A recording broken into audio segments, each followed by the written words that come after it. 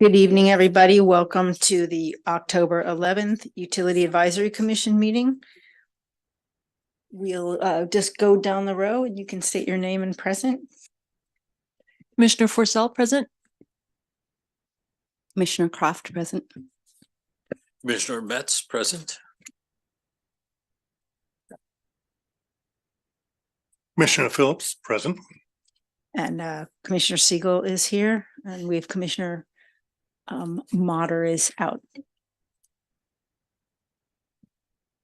I don't believe we have any agenda changes or additions or deletions. Do we have any public comment about any items not on the agenda? This is Janelle Camion, Program Assistant. If anyone from the public would like to make a public comment, please raise your hand or dial *9 on your phone.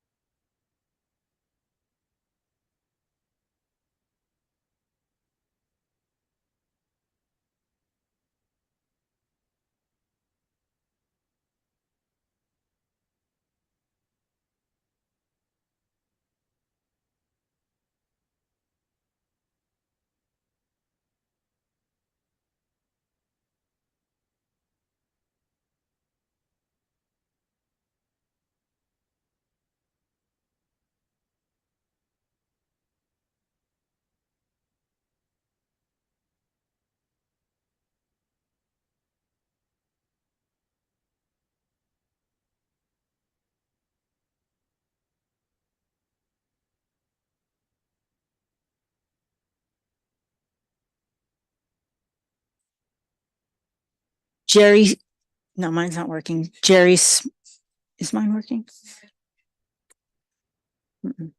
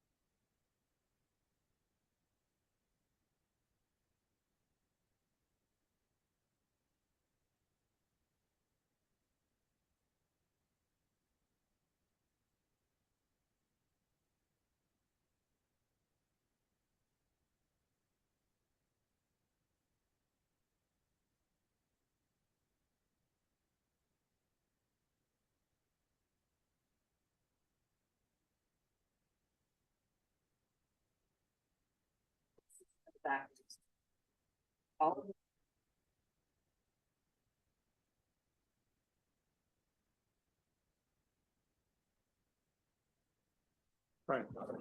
Can you hear me? No.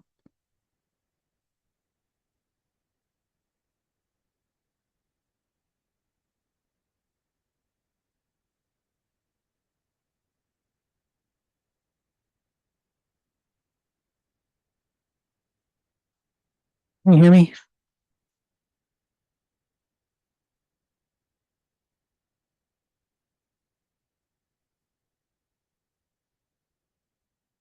Fine. Yeah, that was the one that didn't work. Test. Oh. Okay. Oh, okay, here we go. Yes.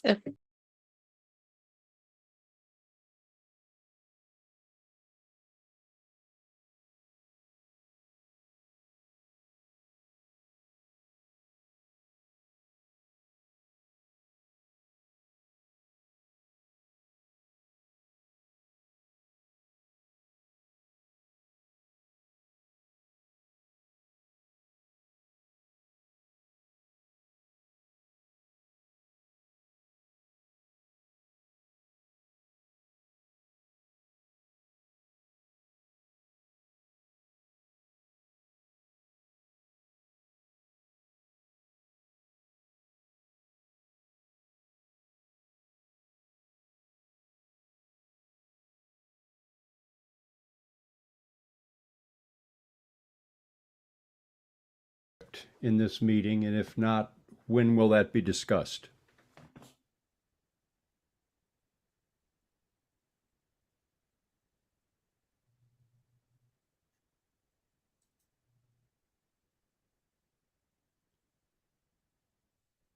So we are going to go to the Finance Committee on November the 7th to discuss a fiber and the grid mod projects together.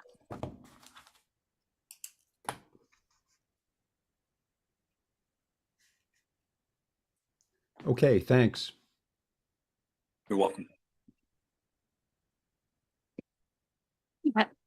Next, Hamilton Hitchings. I wanted to thank staff for confirming they will take the proper precautions with the Colorado substation fiber hut to raise it out of the 100-year flood zone and make it seismically resilient. My comments tonight are focused on mitigating the risk of the other fiber hut. Last meeting, staff said no government regulations are required for fiber as a critical facility, so locating it in City Hall might be okay. City Hall was seismically reinforced in the 90s so as not to collapse in an earthquake and allow occupants to exit it safely. However, it would likely be unsafe to re-enter and reg tagged in the case of a large earthquake.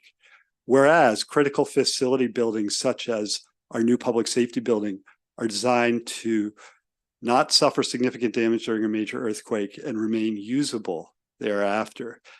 The USGS estimates a 20% chance of a 7.5 earthquake in the Bay Area in the next 30 years, which would be 4 times the size of the Loma Prieta earthquake and also likely closer in distance to Palo Alto. In that scenario, it is likely our City Hall would be red tagged or condemned, meaning the fiber hut inside would be inaccessible for months or years, taking out half of the city's residential fiber network.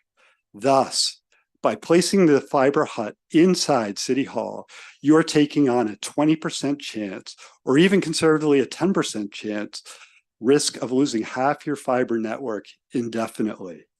This means losing half your paying customers and encouraging large financial losses. More importantly, your customers would not have internet access when they need it most and when they were forced to work from home for an extended period of time. You would be required to disclose this risk if you ever wanted to do bond financing.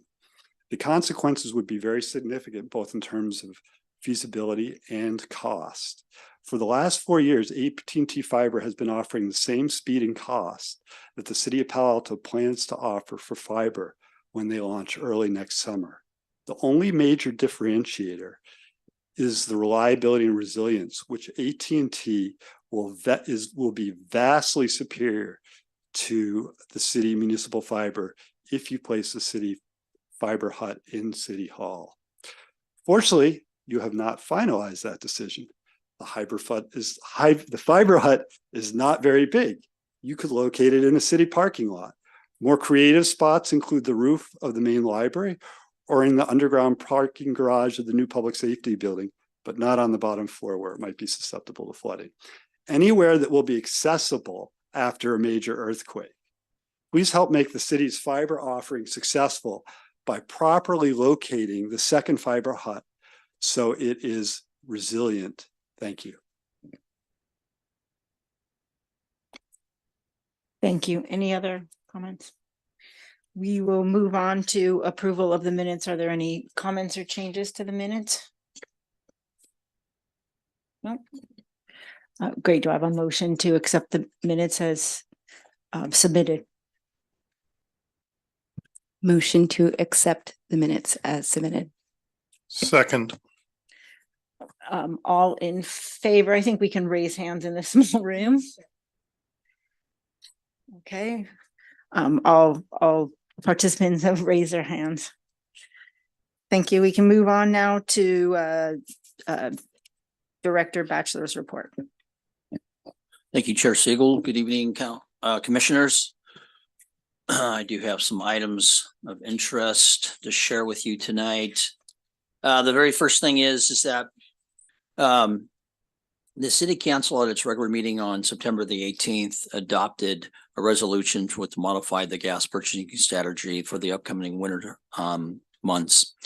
Staff will implement a cap price winter natural gas purchasing strategy in October 23 for the gas year November 23 through October the 24. The amended rate schedule associated with the implementation of this effective date of November the 1st. The customers is essential for basically an insurance policy, and that policy is limited to 15 cents per therm. In front of you, I made sure that all of you received the report that was given to the council that evening. And basically it's a 15-cent cap that is driven for all over a 12-month period of time.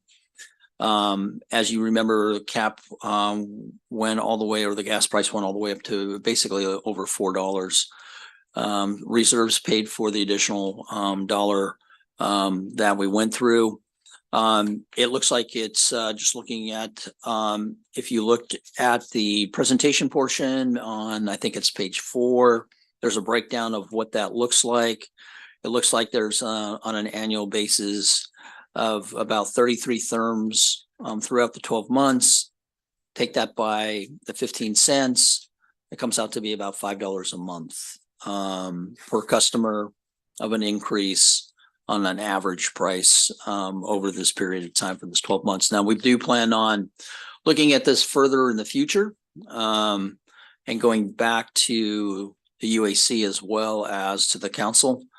This was just unfortunately a quick decision that we had to make to be able to get into this window so that we could start negotiating a price for this insurance policy that basically that we're going to take out for this winter time.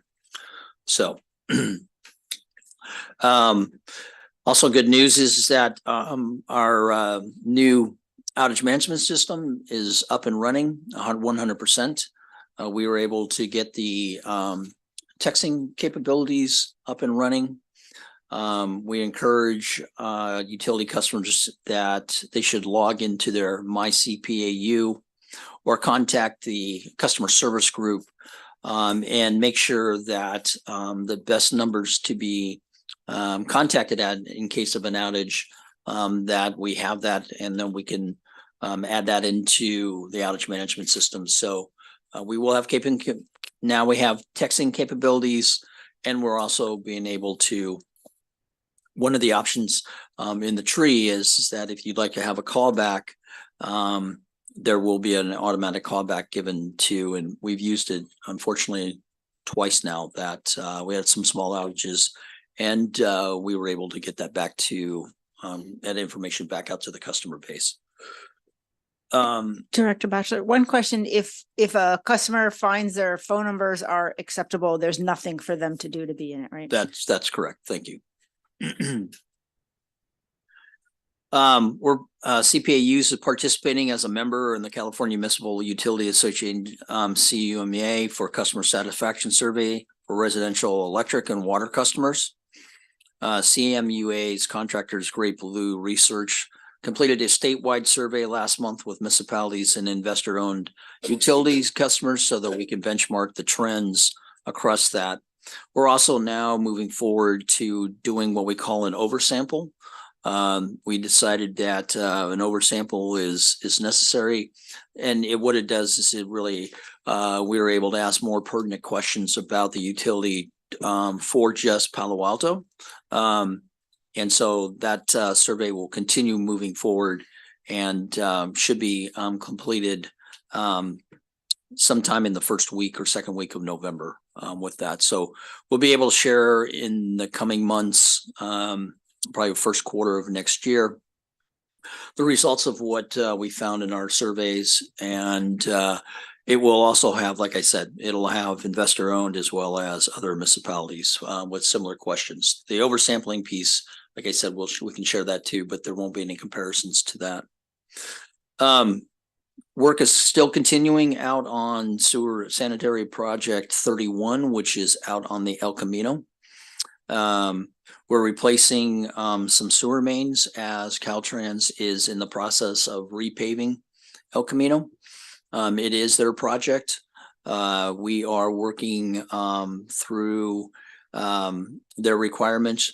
There's going to be some daytime shutdowns of single and double lanes on El Camino, as well as there's going to be nighttime work. And then starting this month through December, there will be work being done on between 8:30 p.m. and 5 a.m. on Page Mill Road. So the thought process was the rule is that if you block more than one lane, then you have to do it during a nighttime period of time. So we do have inspectors out there looking at the work that's being done by the contractor.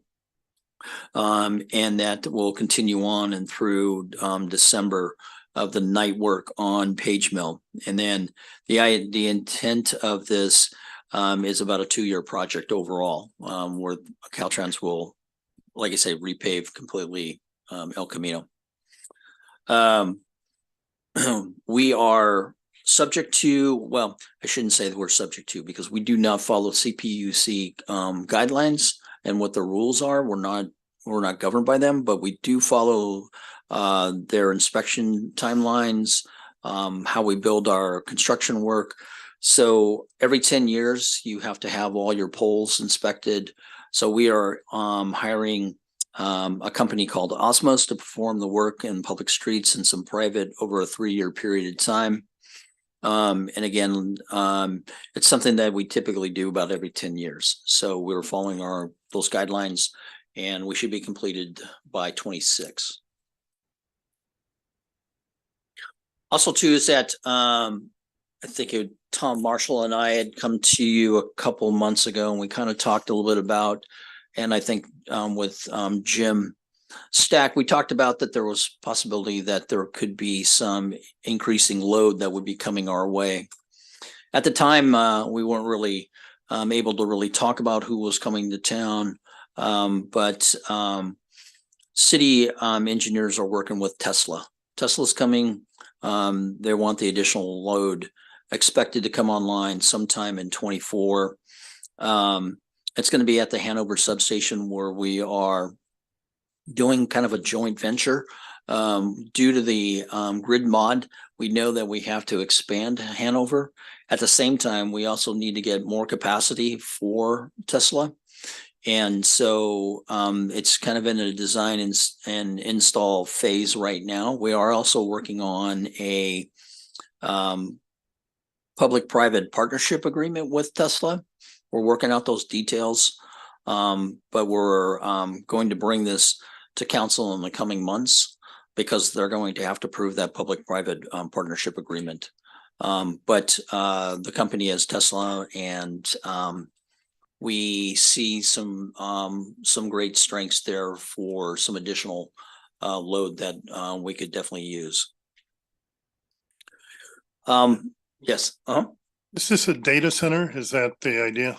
Well, it's mostly a data center, but it's also that they are testing different charging systems. They're also bringing in large charging systems for large transportation trucks that they want to do, but it's mostly, yes, from a data center. And the public-private portion of it would be the entire project or some part of the project? It's just inside the substation portion of it where we have to upgrade a transformer for their side, as well as we thought that since we had to touch it for our side, there could be some economy of scales of what that cost could look like. So that's the partnership there. Got it. Thanks. Mm-hmm. Just a couple of workshops of knowledge there that is coming up is that there's an EV Expo at the Electric Tour coming on October the 14th. There's a sustainability fair at coming up on the 22nd. There's a heat pump water heater day campaign, which is a city promotion on October the 25th. There's on October the 28th, there's a succulent garden workshop at Rinconada Libraries. And then on October the 29th, Frunken Treat EV Expo at California at the Farmers Market that day. So that concludes my report. Thank you, Director Batchelor. We'll now move on to our first new item of business, item number 2, which I believe will be a presentation on the 2023 Electric Integrated Resource Plan. Oh, sorry, any public comments on item 2?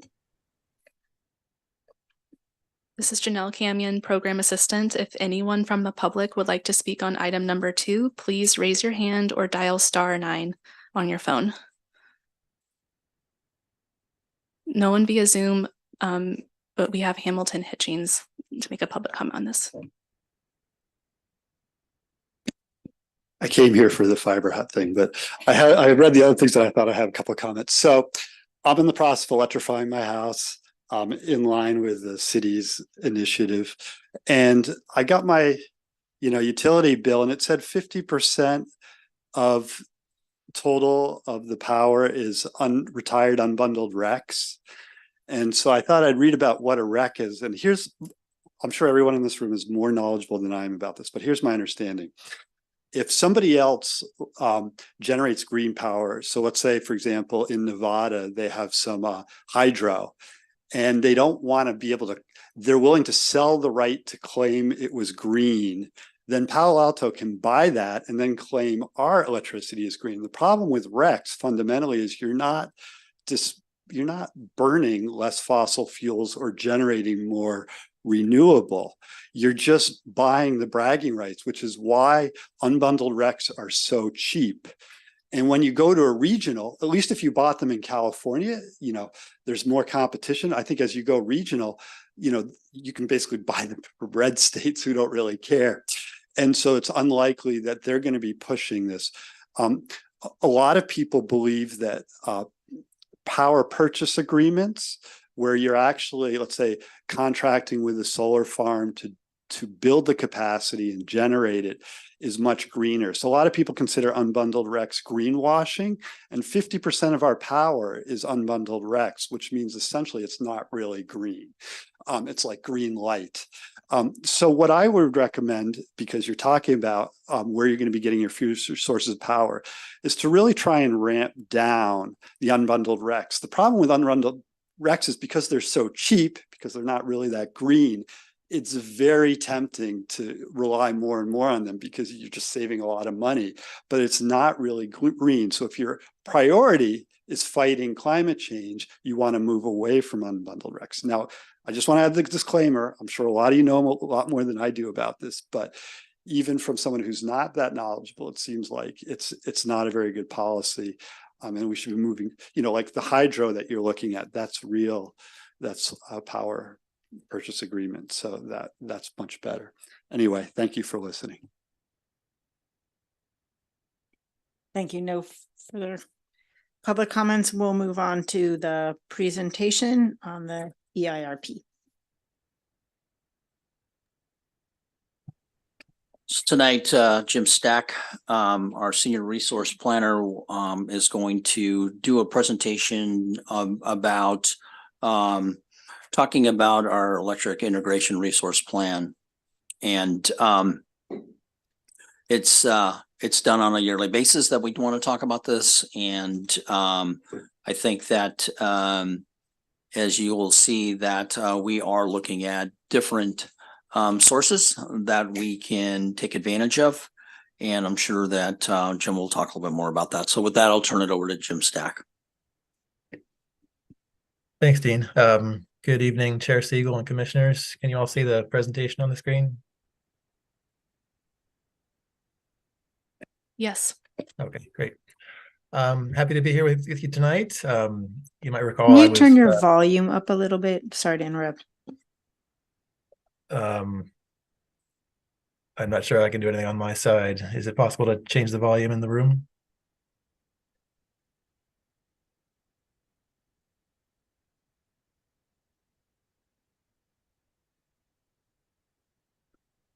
Jim, I don't think we can do it from the room side. So why don't you go ahead and move forward. Sure. I'll try to speak a little bit louder. So I spoke with you back in July, and so this has been a long-term process. We've been working on our integrated resource plan for over a year and a half now. So I want to acknowledge the team that I've worked with on this. It's been a big effort. In particular, Lena Perkins and Shiva Swaminathan from the resource planning side. We've also worked with a number of folks on the program side as well, utility program services.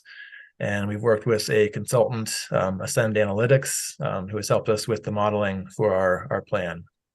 So it's been a big effort. I'm happy to present the final report to you tonight and some more in-depth modeling results than what we shared in July.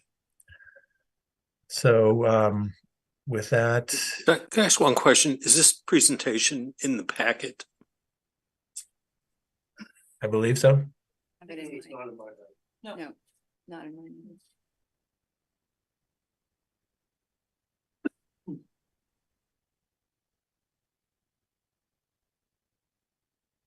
So because this is the final presentation, I'll start with a little bit of quick background on what an IRP is and our requirements, even though we touched on this back in July.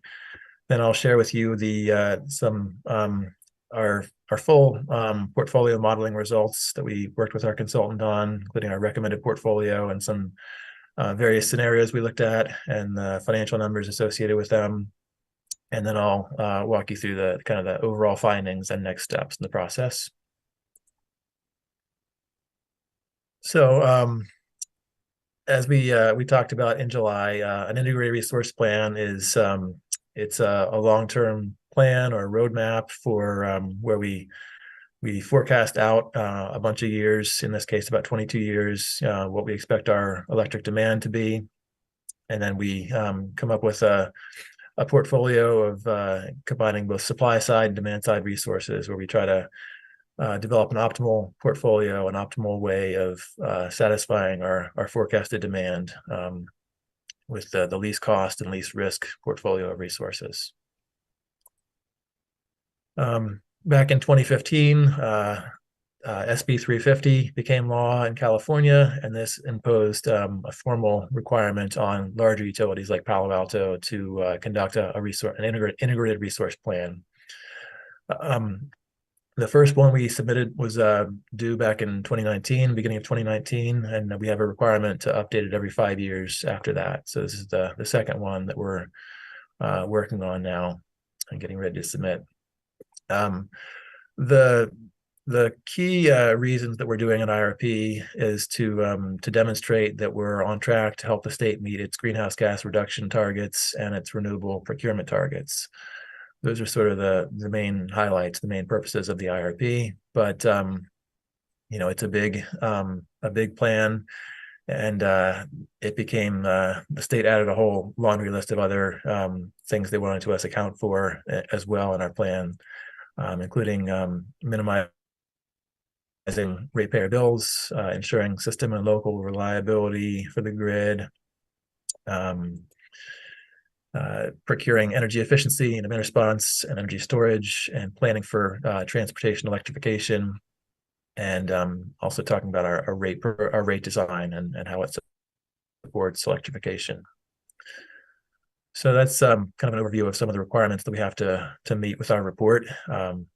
It's a lengthy document as a result of all these requirements we have to touch on, but I think it's a good kind of overview of the overall electric utility from both a supply perspective and a demand perspective. So I recommend digging into it. I think it's a good document. In addition to the text report itself, we are required to submit a set of 4 tables to the CEC, the California Energy Commission, early next year. And this is just to kind of put some numbers behind, you know, all the words in the report to show that we are on track, you know, numerically to satisfy our capacity requirements, our energy requirements, as well as our renewable energy and greenhouse gas emissions targets. So we'll be finalizing those tables in the coming months and submitting them in early 2024.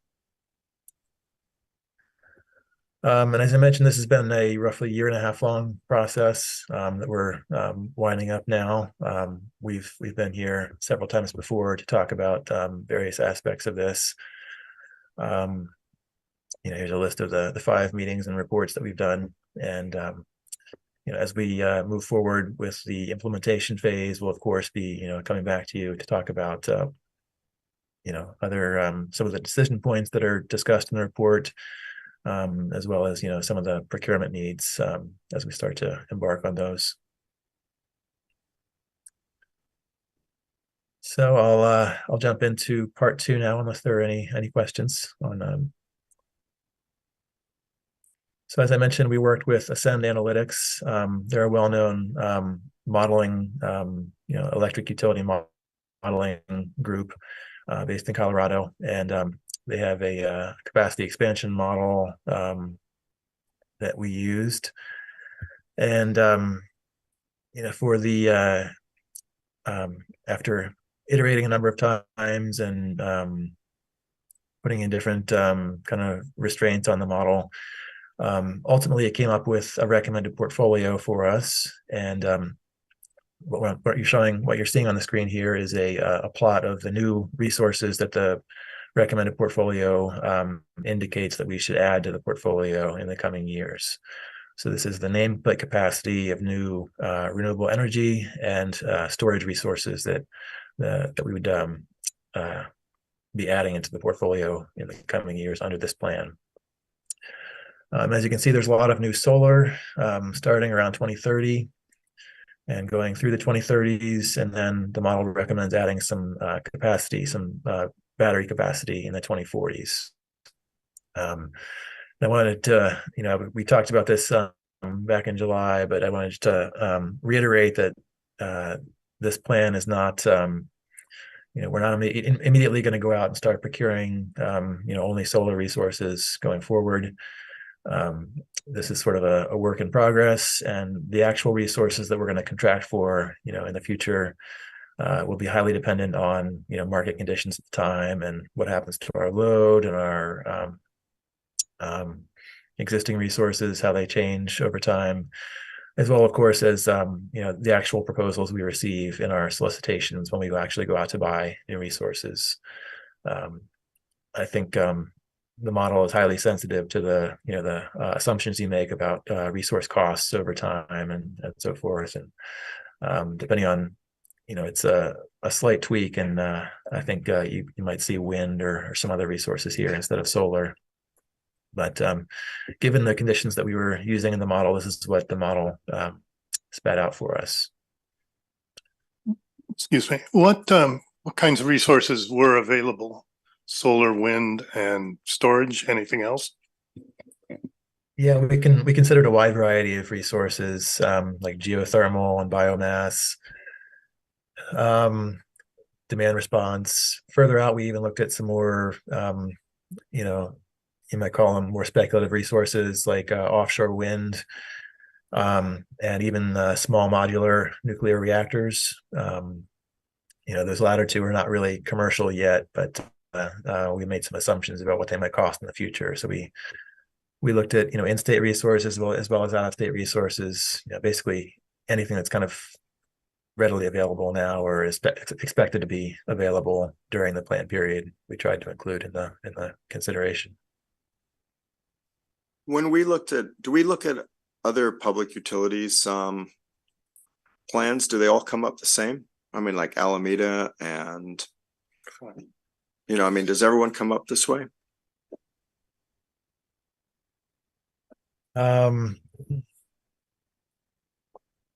We've compared our plan to other utilities, like other public utilities, of course. I'd say for resource needs in the future, I think they look relatively close to this. Some of them, some of their plans include adding storage a little earlier. Some of them include, different types of resources in the mix. But being from other utilities.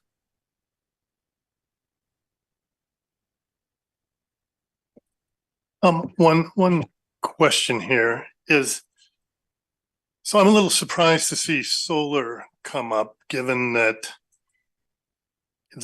seems to be too much solar on the system already, judging in certain times, judging from the California ISO price patterns that you see where I guess it curtails solar at certain times or wants to curtail solar. Are you making assumptions about storage being available on the, basically that will be available to us? It's not available now?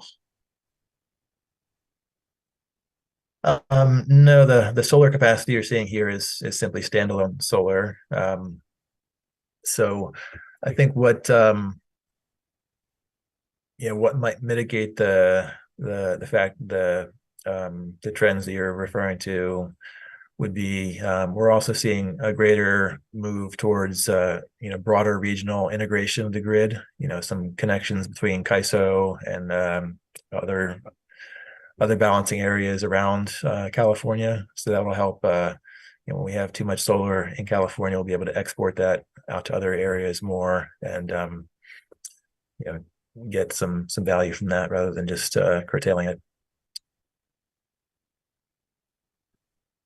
I kind of have a related question, which is, I guess to the point that we've talked about before, also about the shoulder periods of the day, you have too much in the middle of the day, not enough on the shoulder periods, and then we're open market purchasing with along with RECs to claim that it is clean power. But do we assume, I don't know if this is what you're getting at, Bob, but that there's any storage elsewhere? So, in the middle of the day when there's so much excess power, it's cheap.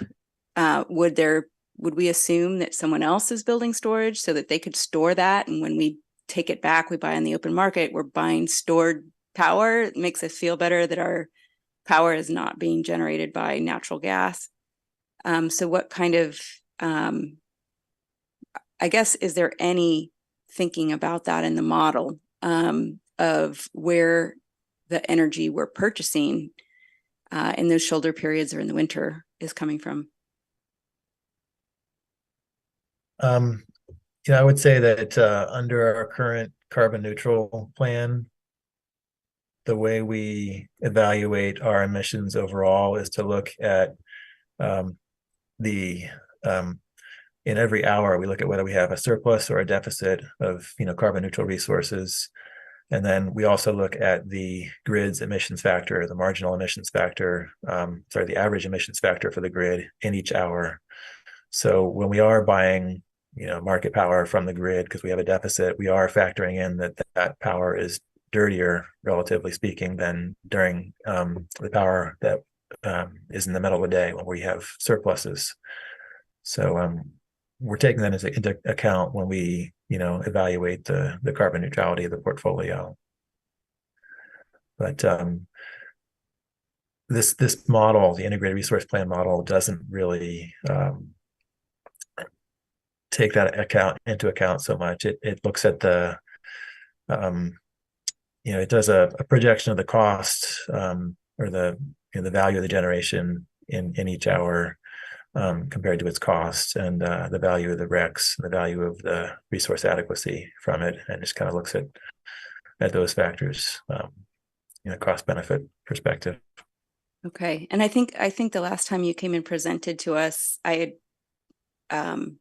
kind of asked, like, is there some scenario analysis? And one of the things I was hoping to see was, I know we're going to go through the scenarios for, weather, et cetera, for, precipitation, but is there the ability to kind of do analysis of what we're talking about, what would happen if you were more trying to match, our energy supply with our load requirements in terms of price, like if you had some kind of a variable for matching?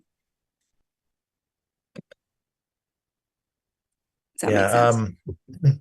I think I understand where you're going with that. I guess I would say that kind of separate from the IRP, after we finish this analysis, we've also been working with Ascend on some modeling that's, I think, what you're referring to, where we try to,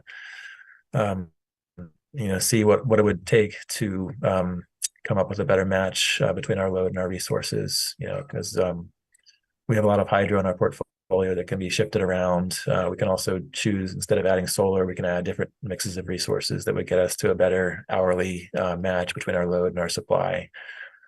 So I didn't want to, that's still a work in progress at this point. So I'm not going to be sharing any results from that work right now, but we are, actively working on that. We do expect to have something to share with you along those lines in the coming months. Thank you. That's great. Hey, while we're on your very first slide, I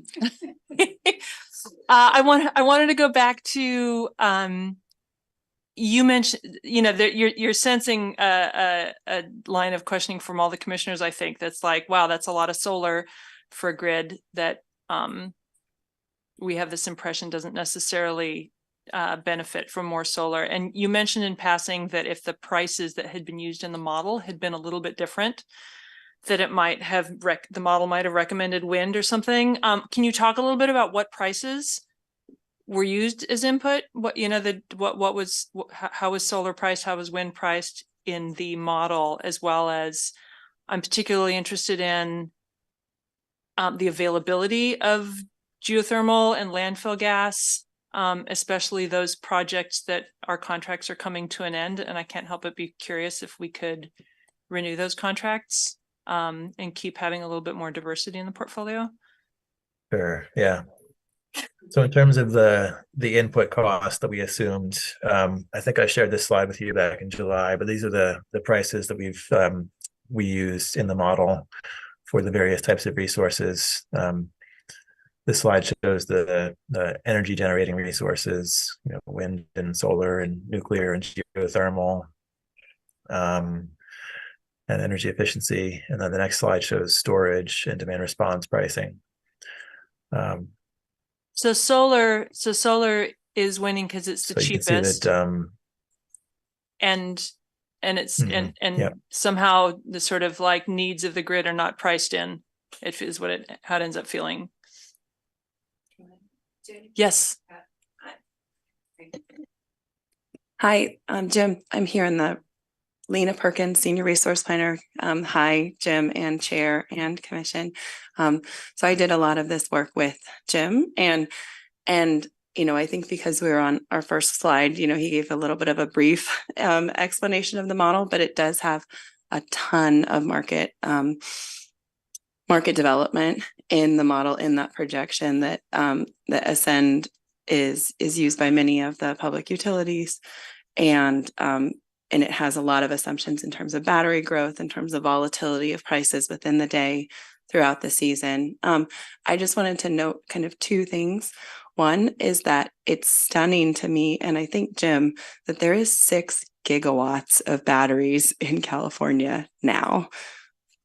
4 years ago, it was 200 megawatts, right? So it's just like, it's stunning. It's as big as large hydro yesterday, right, in the evening peak. So the projections from the state are actually to like 30 gigawatts, 40 gigawatts of batteries.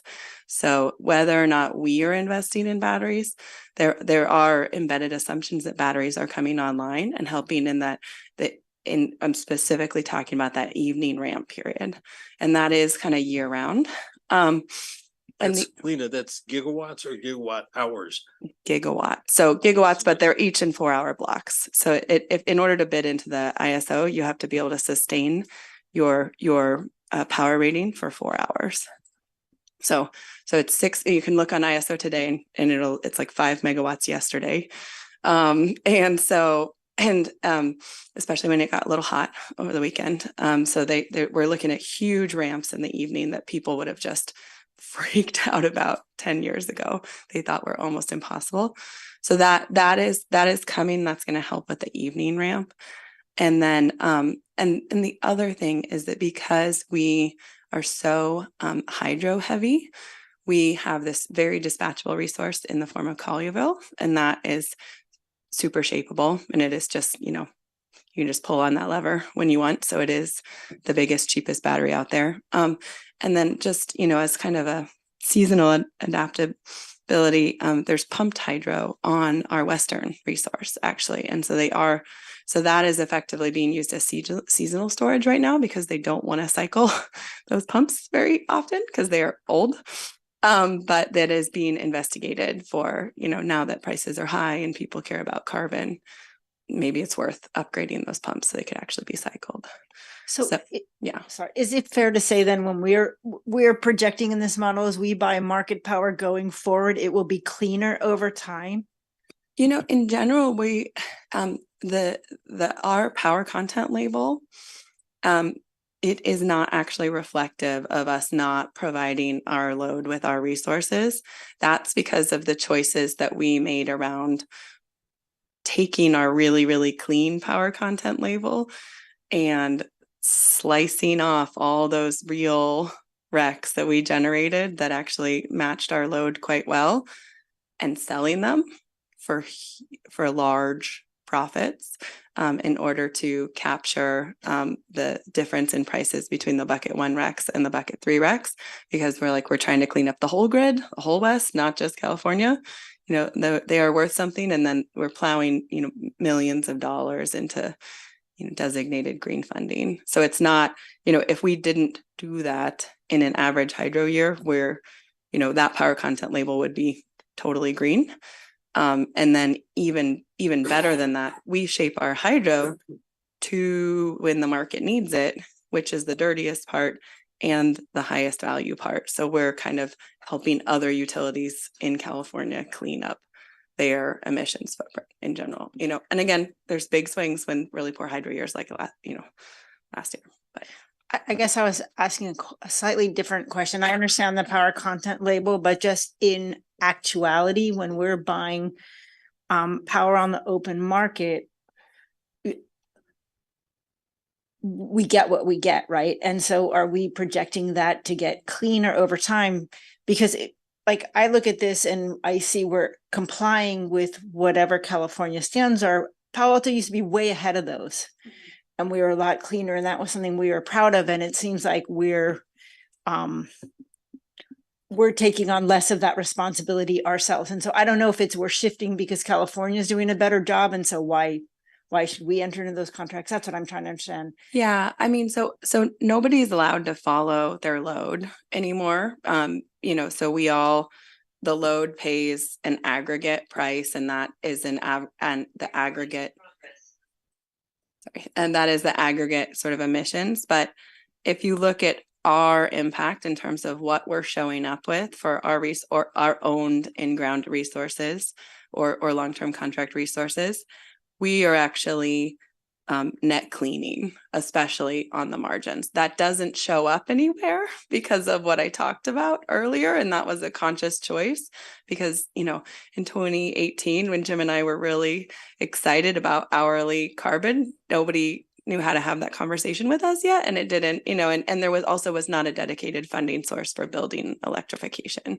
So, we sort of married those things and came up with the current bit. I will just say also that our hourly, we actually cover, Jim very carefully said we're not going to share hourly results here, but we've done deep dives, and in average hydro years, we're really close to 90% on an hourly basis. So we're not, that doesn't show up anywhere on your power content label. I know, again, because we're doing these arbitrage things, but I agree it's an important point, and pushing. We've sold. The reason we look like we're barely complying is we're selling down to our compliance requirement, with this green attribute, and then and I think that there are valid concerns about out-of-state RECs, but in general, other states are taking on very aggressive RPS requirements as well.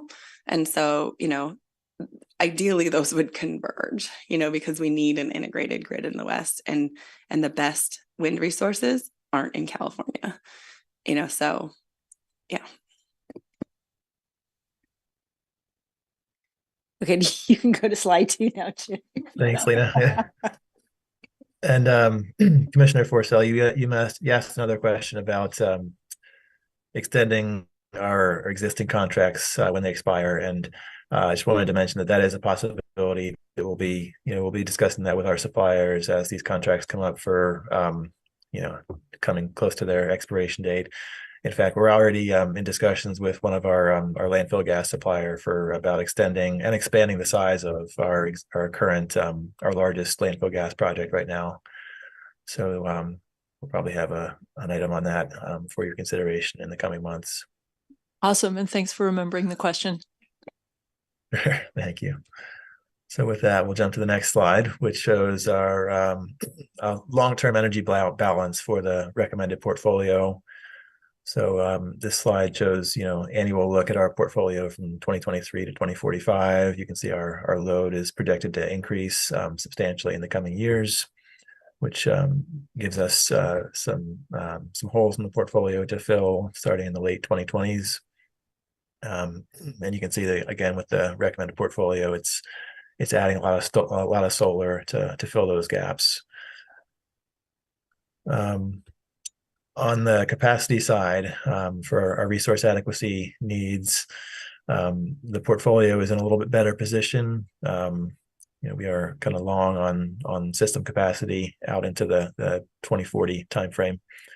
And so the recommended plan would add some battery capacity starting in around then in order to help us fill the gaps that eventually show up in the portfolio on the capacity side, so we can maintain our resource adequacy compliance.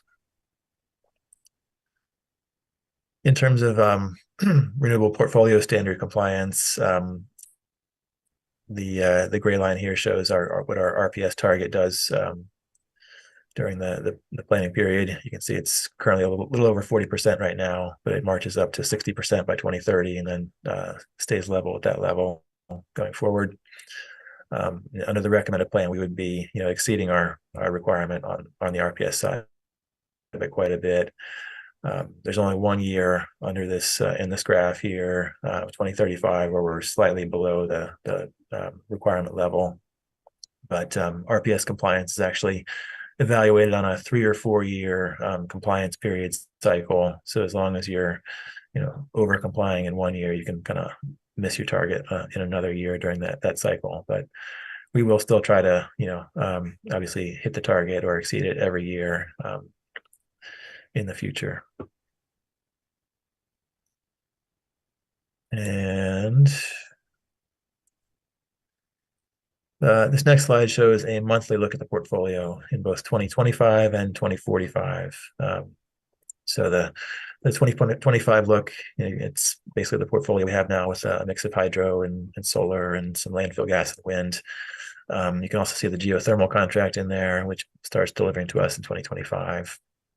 And of course, we have the surplus positions in the summer months when we have a lot of hydro and solar, and then deficits in the winter.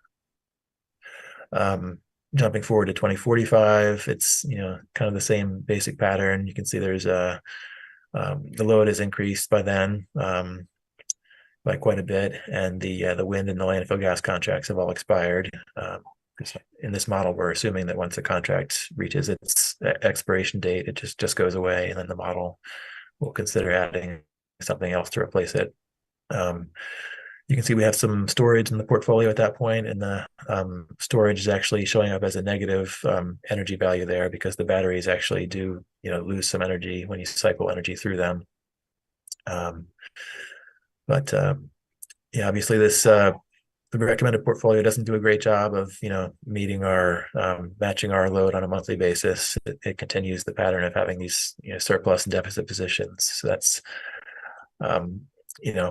definitely a factor that we will be considering when we actually go out and do the procurement. There are definitely advantages to better matching your load and your resource, because you can minimize your market price risk that way. So we'll be factoring that into our decision making.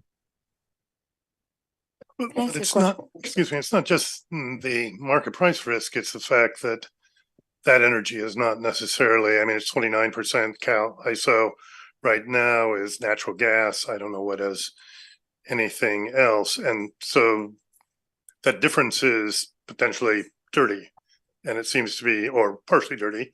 and it seems to be getting larger, actually. Am I wrong or? Jim, I was just gonna say that, No, I think that's accurate. yeah, and that it's getting larger because the load is much higher, right? And so we'll have a much better sense of that closer to 2045 too. What am I missing? Why can't you just buy more solar and more storage? Right? I mean, why doesn't that just bring it up if you did that and match it? I mean, why is that a problem? Jim, do you want to take that? Jim, do you want to take that first? Sure. Yeah, sure. So the storage, you'd have to buy quite a bit more solar and quite a bit of storage to, you know, fill the gaps here in the winter, because, you know, solar storage can, you know, it's kind of within the day. You have to, you know, you charge it and then you discharge it within the day. It doesn't do anything seasonally for you, so it wouldn't do anything to affect these the summer and the winter disparities here that are shown here. But that's certainly a possibility if you wanted to, you know, dramatically over procure, you know, 2 or 3 times your need, and kind of use storage to match it hourly. That's one method of going about things. So it's just really expensive because you're way over procuring. Right. Yep. So if you didn't have solar load, what would bring that up in the winter if you had a base resource, right? Yeah, there's base load. There's also resources like certain areas of wind, out-of-state wind from different areas are kind of more complementary. They produce a little bit more in the winter than in the summer. So that's you know, those are things. And we're not buying those. Why? Why did we not look at those? I mean, because wind's not that much more, is it? It's not. It's the you know, when we've done procurements, you know, 5 to 10 years ago, these out-of-state projects weren't being offered to us at the time because I think primarily because there wasn't transmission built. It's taken quite a long time to get the transmission going that connects kind of like New Mexico to California. So these resources are kind of only, you know, entering the market right now. But shouldn't we be thinking about 2045? I mean, wouldn't the resources be more available? You would think in 2045. Yeah, they were considered, you know, wind at competitive prices. The unpredictability of wind ends up really hurting its value. So, you know, so that's just there, you know, you want it on the system, you don't necessarily want to own it. And then the other thing is that we threw a lot of baseload resources at this, landfill, geothermal, and essentially the inflexibility of those in the middle of the day, as solar actually will create negative prices even in January and December. They just end up getting slaughtered economically, and so you just lose money. You know, so you need a geothermal with a battery as much as you need solar with battery. So that, you know, we probed it. These are not marching orders, but these are like what the study has shown. And part of the need for the state for this study is just to get a sense of how much our load is growing and, you know, about how we're planning to fill it or what we would consider. But really, you know, they take the resources with a grain of salt. Yeah, and in one of the scenarios that I'll be showing you in a couple of slides, it actually does recommend that we purchase some out-of-state wind from, I think it's from New Mexico. So it's definitely, you know, a close call between that and solar for what's the best resource that the model, you know, selected. I was going to ask if that chart, if these charts basically kind of match California, like, are we having the same problem that all of California is having, in which case, you know, there's 6 months of the year where we just have not solved the problem even in 2045. And so I guess that's a question, is, are we just mirroring what's going on in California? What are the options for filling that in? It sounds like wind is part of it, but if everybody wants the wind from wherever out of state, like, is it these interconnections with other states, or what is our solution? What's the state's solution? Because if we have the same problem that everybody does, just want. Jim, I'll let you go for that first. I would say the state's making a big bet on offshore wind right now. It's kind of taking the lead and pushing for that to be developed, and kind of it'll have to be kind of spreading the cost among I think across the state in order to make that to get the infrastructure built to make that happen. So that'll definitely help with the state's overall problem. But yeah, beyond that, more connections between California and the rest of the West will help. More transmission into and out of California to export energy in the summer when we have more solar than we need, and to import more hydro and wind from the Northwest and from the Southwest. Lena, did you want to add anything? No, and I would even say, not all of the interconnection is the other big piece, but it's not even needing to build new transmission in some cases. It's actually just agreeing on the market rules. So for the existing transmission that's there, it's a really balkanized market out in the West, and there is progress with that, with the extended day ahead market, and then a West-wide regional transmission organization would be kind of a central planner so that everybody doesn't have their own transmission line out to Wyoming. And that California doesn't have the best wind other than potentially offshore wind, if you look at the whole system large, but it does have some of the best solar. Right. And so, Wyoming has some of the best wind, making use of the existing transmission as efficiently as possible. Batteries are going to be part of it.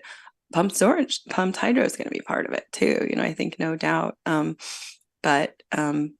Yeah, I guess I would also just say that California is roughly 20% hydro, and we're like 60% hydro. So we are not bringing this, and then we have more base load than California has percentage wise as well, and so we are not bringing the same issues to the party. Sorry, I just have one more comment, which is first of all, on the pumped hydro, I was going to ask exactly that question, if that's available to us, and so I would really encourage us to look into it, as if it sounds like it's available, just need some investment to get it going again. So that's just one comment. And the second thing is, I noticed in one of the appendices that there was a storage analysis of the cost of storage that was done in 2020. I think it said it needs to be done every 3 years. So is that being done this year? And is that part of what goes into this planning? Yeah, that was evaluated as part of this. It was basically that requirement was rolled into the IRP for the doing every 3 years. That was the last standalone study that was required. I did that study, and the fundamentals of the cost effectiveness, they've improved, but they haven't improved enough for within the city. We're definitely looking at it, looking at specifically battery storage, out in beyond the walls of the city. And then just to clarify with pumped hydro, it's extremely rare and extremely expensive, except I feel like you already own the perfect land and, and everything there. But what the San Luis Reservoir is an off-stream reservoir storage. And so we have a long-term contract with the Western Federal Power Agency for 12% of the Central Valley project. And so that currently uses the San Luis Reservoir as effectively seasonal storage. And they are looking at an analysis to use that actually tandemed with batteries, because batteries have such nice properties for loading instantly, essentially, where you wouldn't want to do that to your giant pumps, but taking a little bit of that load initially and then bringing it back. And so, that's something that we are collaborating with our federal partners to look closely at, and if it makes sense, and it's a all the customers agree, you know, that would be spread among the customers and just, you know, they generate surplus power, they also use power. And so they're looking at how to lower their exposure to market volatility within the day as well. I have just one question about the non-battery storage. I know that pumped hydro is wonderful, but I doubt that anybody's going to build any substantial amount of pumped hydro, certainly in the California ISO reach anytime soon, unless you know something I don't. And have you considered in the non-battery storage like hydrogen? You know, a lot of people are very enthusiastic about hydrogen as a storage. So if you electrolyze water and that produces hydrogen, and you can convert that to ammonia, which can later be burnt. So you take the solar, put a plant right next to. Is that considered here, or and do we or you have an opinion about this? That was You know, go ahead, Jim. I'd say the hydrogen stuff wasn't one of the resources that we included in this mix, but it is something that you know, our partners at the Northern California Power Agency are very actively pursuing. They have a program right now where they're working on converting the Lodi Energy Center from being a natural gas plant to being able to burn hydrogen and creating kind of a hydrogen hub there. We're actually meeting with them next week to talk about another project separate from the Lodi Energy Center, where they're looking at retrofitting another gas turbine to be a hydrogen, you know, plant. So we're going to be looking into that as well. Thank you. Sorry. Oh, I had one other question. So we're talking about 2045, but the first slide is 2025, and we already have this, you know, gap. And I'm curious, when you run these models, how much you weight cost, which, you know, I appreciate. And if you maybe not for the IRP, but really just for our own understanding, if you weight that a little less based on what's available today, what would show up? Would we be buying storage sooner, or some of these other projects? Jim, go ahead. Yeah,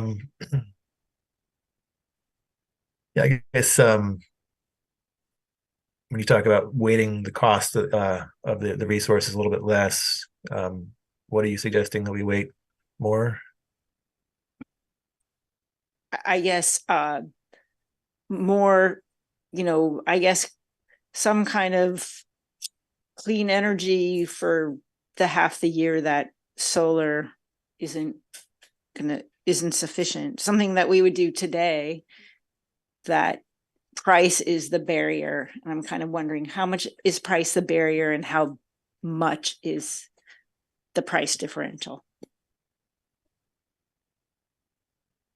Yeah, price definitely is the factor that causes us to choose, you know, for the model to choose more solar rather than more geothermal, or even offshore or out-of-state wind.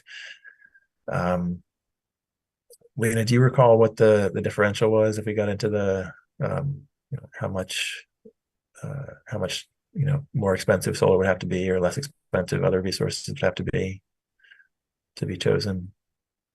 I mean, I think she's almost getting at, you know, more of an hourly matching, right? Which is like the second analysis we're doing, and it has a really substantial price premium potentially. It also just makes you really exposed if you're gonna buy triple what you need, and that you're really counting on those assumptions.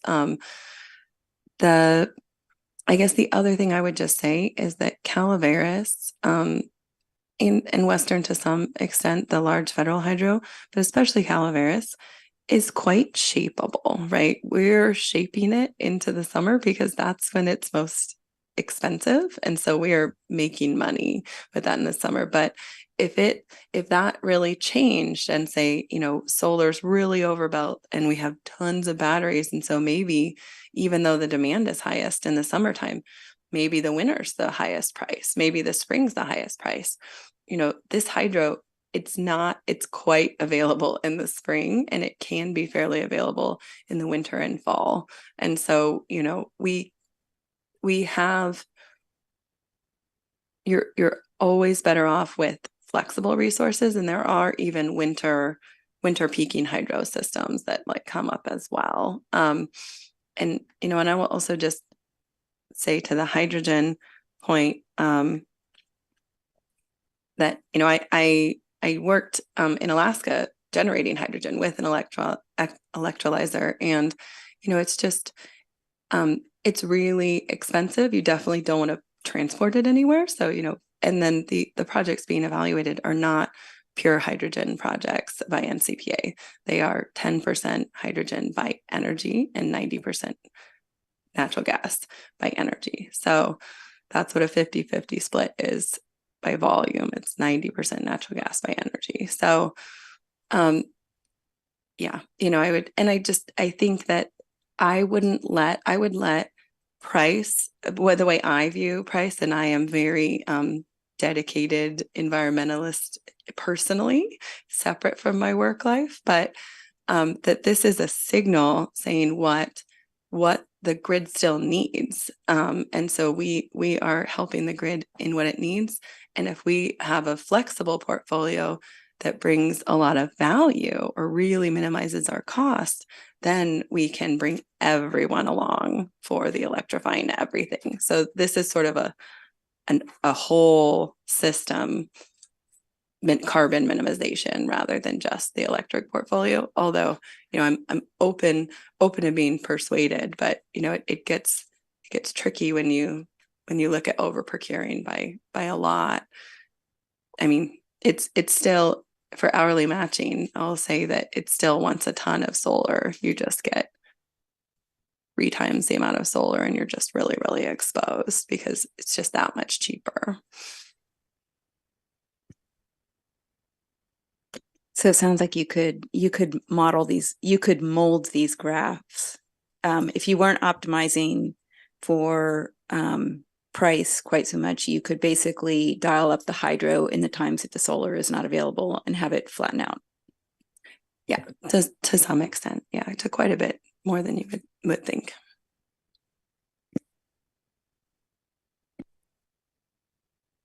Speaking of hydro, there's a lot of mention of the average hydro year. And I was wondering, because I feel like we've talked about this before, and at some point I made a mental note that CPAU staff had redefined the average hydro year to be, I want to say 20 or 30% below what it used to be. Is that the truth? Is that the case for this analysis? Yes. Okay. So this is a new average. This is the new average, the new reality. Okay. And then eventually we'll get to the scenarios, and the reduced hydro will be further reduced. Okay, great. I'll sit tight for that then. Actually, even in the base scenario, we're assuming a slight decrease over time in the amount of hydro we get from our resources.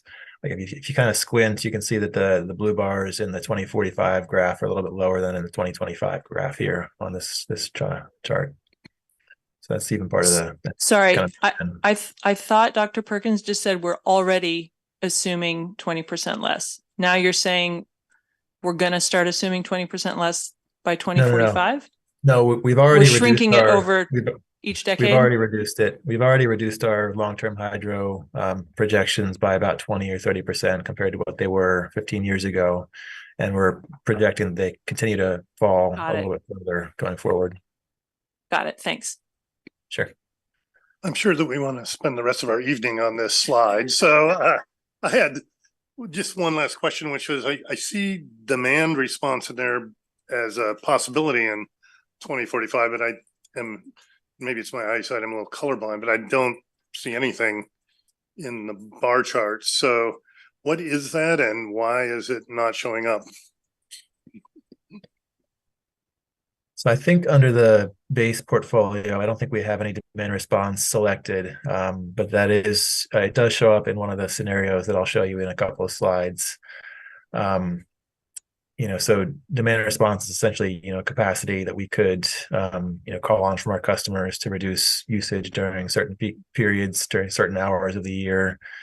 So you get a little bit of an energy benefit from that, but the total amount that's available among our customers, it's pretty minimal, compared to our overall needs. Just based on our experience running a demand response pilot program several years ago.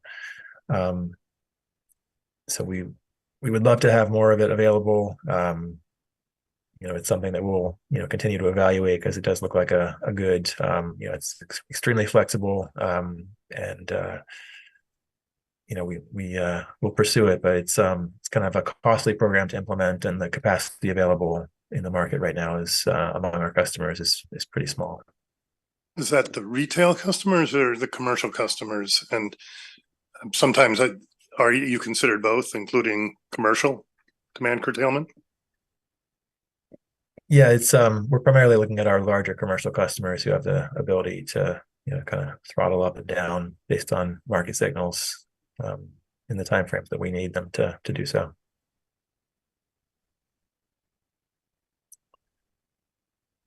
So with that, I think unless there are any other questions on this slide, we can get into some of the scenarios that we evaluated with the modeling.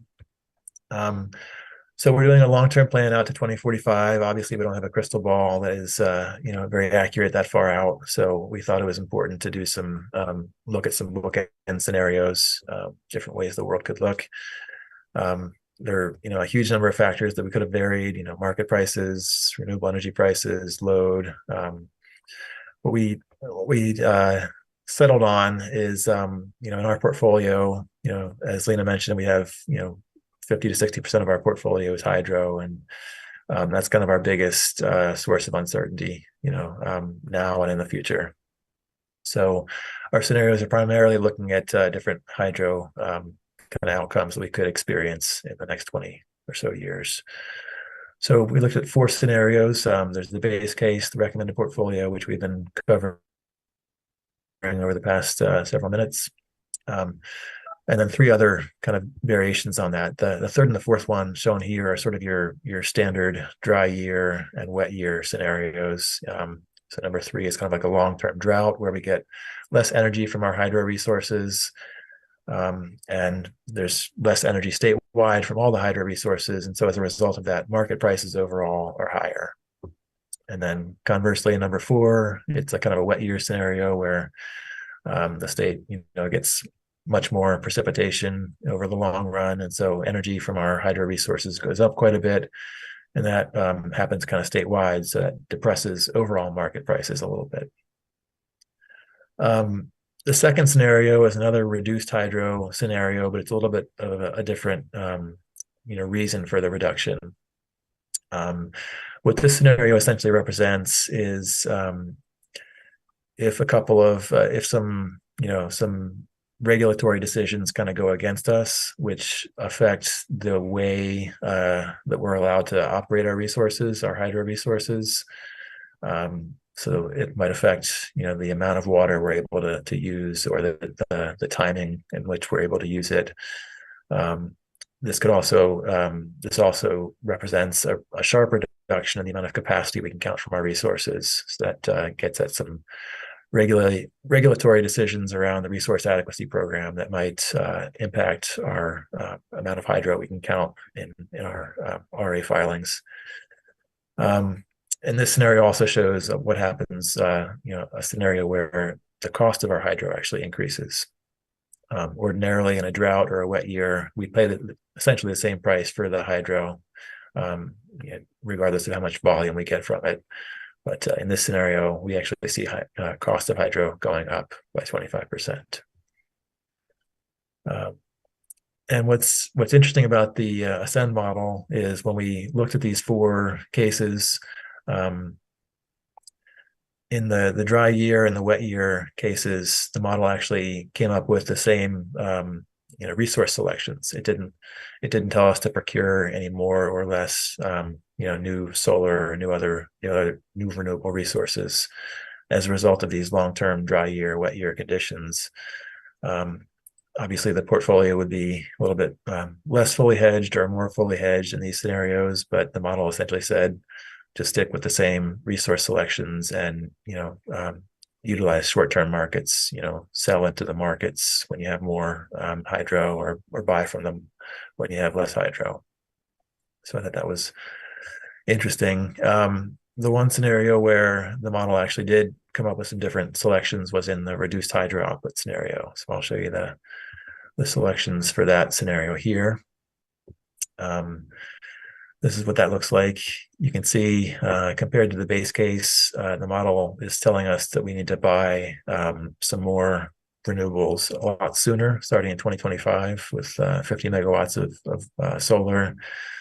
And you can see a little bit of demand response here in 2025 and then a little more in 2030. The model also says we should procure some new storage capacity a little earlier. I think that's because of the assumption that we get less capacity from our hydro resources makes us short a lot sooner than in the base case. And then you can see the large green bar in 2037. So the model is telling us that we should procure some wind from New Mexico in that year to meet our energy demands at that point in time. So overall, a slightly different mix of new resources coming online sooner and a lot more volume overall of new nameplate capacity in this scenario because of the reduction in energy and capacity from our hydro resources in this case. Any questions on the resource selections for the scenarios? I mean, this is the only one where resource is acquired in the next 2 years. Would we know it quickly enough to do this? Would we know what does it mean if this is like it's reduced forever? We would have hoped we would have bought some in 2025. But if we have a bad year next year or, this year, do we start buying or what's the implication? I'd say it's unlikely we'd be able to get a long-term contract in place that would start delivering in 2025 at this point. The timelines are, for most resources, are a little bit further out because of all the interconnection queue delays and supply chain delays and so forth. So it's probably not super realistic that we'd be able to react, quickly enough to these potential adverse changes to get a resource in place by then. But Lena might have more insight into the timing on these, since she's our hydro expert. Yeah, and just, how much foresight, how long would we see this coming? And, we'd see it coming for a couple of years. This would basically be the outcome of a extended relicensing or federal endangered species act action on the part of the feds. And so those are long processes, they're stakeholder groups, and then just to decide on what's going to happen and then implementing it it usually has a bit of lead time too. So I think we'd see this coming 2 to 3 years out on the reduced hydro. The increase in costs could be rolled in theoretically a little more quickly, but So that was my question. I was a little confused because this is regulatory risk. This is not wet year, dry year, right? It's purely that. And so I would expect you to see it, a couple of years out, frankly. But 2025 is a couple of years out. So, we're seeing nothing like this on the horizon right now, right? I mean, no one has a bill, no one's restricted on the federal level. So, I mean, I guess the question is, did this assume restriction now? What did you put in the model that you would end up with a 2025 number as opposed to a restriction 5 years out, right? I mean, that probably would have made more sense to me intuitively. Yeah. We're comparing a lot of the portfolios in 2025 as kind of the start date and then 2045. And so, this is a nightmare scenario, in terms of what is kind of worse than the worst, that we could see, potentially happening. And, also we started this modeling a year ago, so it used to be 3 years out. But so no, this is not on the horizon for 2025. It's still useful for us to see, the net cost impacts of adding these, and to see what it chooses, because essentially the model said we don't have a capacity deficit, and so we were trying to force the model into if we had it, what if we just got a whole bunch more data centers or something? It has the same impact. Okay, now that makes sense. I was just confused because I was saying to myself, we're only going to renew Western in 24, right? And then suddenly we lose 60% of the capacity. Someone was asleep at the wheel, Yeah. I mean, they know the timings of the contracts too, so they could, if I were Western, I would wait until after the deadline had passed. But yeah, no, I mean, these are long processes, and, I think there is regulatory and environmental risk for hydro overall. Other projects are not without risk. Can I just ask a question on I'm new to the commission, but the regulatory risk, you kind of alluded to it, but is it like the need to keep rivers running versus just turning it off to serve as a battery? What are the regulatory risks? So when we see it in the news, we know that that's relevant to us. Yeah. So that they are, balancing the needs of, various stakeholders, the environment, and hydro. And for the Central Valley project, where the largest risk is, the primary purpose of those reservoirs is for irrigation for farming. So, that's there. And then the Endangered Species Act, they just have to comply with. And they are, different administrations are willing to pull more levers than others and to try to comply with the Endangered Species Act, because it's really hard to establish workable fisheries on rivers with major dams on them. So, and then, it is something that we are seeing more bypasses every year as elevated temperatures elevate stream flow temperatures. And so, if they can't pull from the bottom of a reservoir, if there's not enough cold water pool, they may pull from the side, and we forego that power. If they pull from the bottom, it goes through the turbine and we get that power. So yeah, it's there are biological opinions. I'm trying to disentangle. There's the reinitiation of consultation for the long-term operations of the Central Valley project and the State Water project. The shorthand for that is ROCK-on LTO. So I'm like, we can talk about what to follow, and there are things along the Trinity watershed are particularly sensitive, because the Trinity feeds into the Klamath. The Klamath is where the dams are being removed. People also care about the Trinity, and now it has, a straight shot from the ocean up to the Trinity before the dams. So, and we divert from the Trinity. There's a tunnel that comes from the Trinity over into the Sacramento Valley. So none of that water would naturally come. And that's the highest reservoir. So you get 3 times the power from water that comes out of the Trinity. So.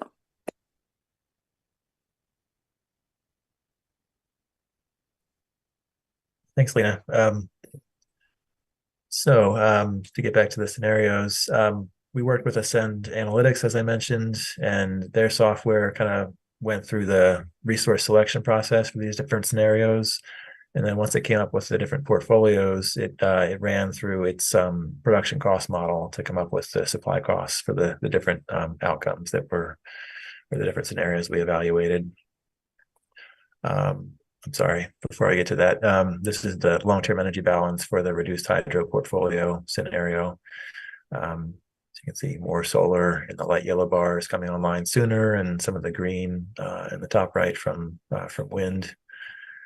And this is the capacity balance. You can see a lot of storage coming online a lot sooner to fill the gaps that you see because we have less capacity from hydro. Okay, so now back to the supply cost numbers.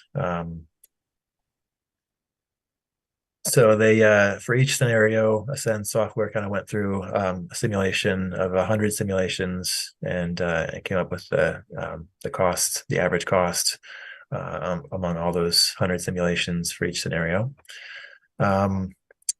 So I guess the highlights for this table here showing the results for the 4 scenarios would be the mark to market, which represents the value of the overall portfolio compared to its cost. Whether the portfolio as a whole is more or less expensive if we were to, to liquidate it, to sell it off altogether, the value of it compared to what we have to pay for it. So we have the mark to market shown in the 3rd and 4th rows there on a dollars per megawatt hour basis, and then in a total dollars, millions of dollars basis. And what year is this? This is averaged over the 20. So it's average. Okay. Yeah. Thank you. Yeah. Sorry about that. So for the base case, you can see the portfolio is slightly in the money, slightly more value than its cost, which is good. What's interesting here is that in both the drought scenarios and the wet year scenarios, the total mark to market actually increases, which I thought was interesting. So I think what we're seeing there is that in dry years, we get less hydro output, but market prices overall for all of our resources increase. So that counteracts the effect of getting less from our hydro. And then in wet years, we see overall market prices are a little bit lower for all of our resources, but we get way more hydro in the wet years. So that kind of counteracts the effect of lower prices. Of course, the one scenario that's kind of as Lena mentioned, the nightmare scenario, the reduced hydro output one, that's where the portfolio really takes a hit, and we end up kind of paying more than the resources are valued to us. We have a negative mark to market there. Sorry, Dr. Stack, does that assume that we would stick with our hydro contracts even when all the regulatory risk came to fruition, even though we are allowed to exit ramp every 5 years? Correct. Yeah. Under the reduced hydro scenario, we're looking at what happens if we have those. If we stick it out even under those conditions. Correct. Yeah. Got it. Really wouldn't do that, but this is kind of the bookend scenario, bookend case. The last row on the table is the risk premium. And this essentially represents, how much uncertainty there is in these estimates. So you can think of, for each scenario that they went through 100 simulations. You can kind of think of like a distribution, a plot of the total cost in each case, kind of a probability distribution. And the risk premium is sort of like how wide the tail is. It's I think it's the difference between the median cost and the 95th percentile cost is the risk premium number. So, the smaller the number, the more certain you are about your total costs. So you can see that the largest number by far on the risk number is that in the dry year in the high prices case. So that is on average, a more profitable portfolio, but there's a great deal more risk in those dry year situations.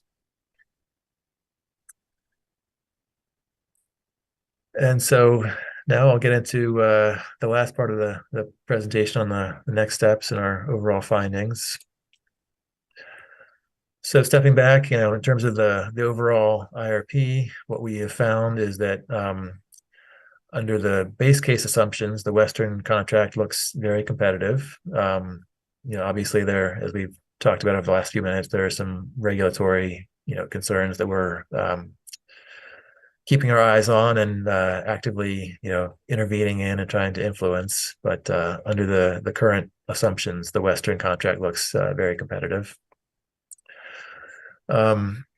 As we talked about earlier, the model certainly seems to pick the lowest cost resources, primarily solar. And then it also chooses some storage in the later years when we have some capacity shortfalls. But like we said, solar is clearly not the best fit for matching our load, and it resulted in an increase in market exposure. So for that reason, we're certainly going to be, closely looking at other types of resources like baseload resources and out-of-state wind when we go out to procure new resources in the coming years. Demand side resources also appear to be competitive, although as I mentioned, they're quite limited in scale. So we can't really rely on them to a great extent for meeting our capacity needs. And then lastly, we are projecting a pretty big increase in our load in the coming years. And we're also, forecasting that resource costs will start to come down as the Inflation Reduction Act kind of takes hold. So you can expect to see some new procurement for us in the coming years. And then looking forward, the next steps, we're going to be taking this, the IRP to the Finance Committee next month and then to the Council in December for approval. And we'll be submitting it along with our standardized tables to the California Energy Commission in early 2024. Next year, we also have some decisions coming up on, the final decision on whether to stick with our allocation on the Western contract, and then what to do with the California-Oregon transmission project, the share of that resource that we own when our layoff of that ends next year. So Lena will be talking with you more about that in the coming months. And then going forward, we're going to be, continuing to monitor the city's loads and changes in usage patterns, and we'll be, soliciting new resources and investigating more, new types of demand side programs to try to meet our demands. So that brings me to the end. I'm happy to answer any other questions you have.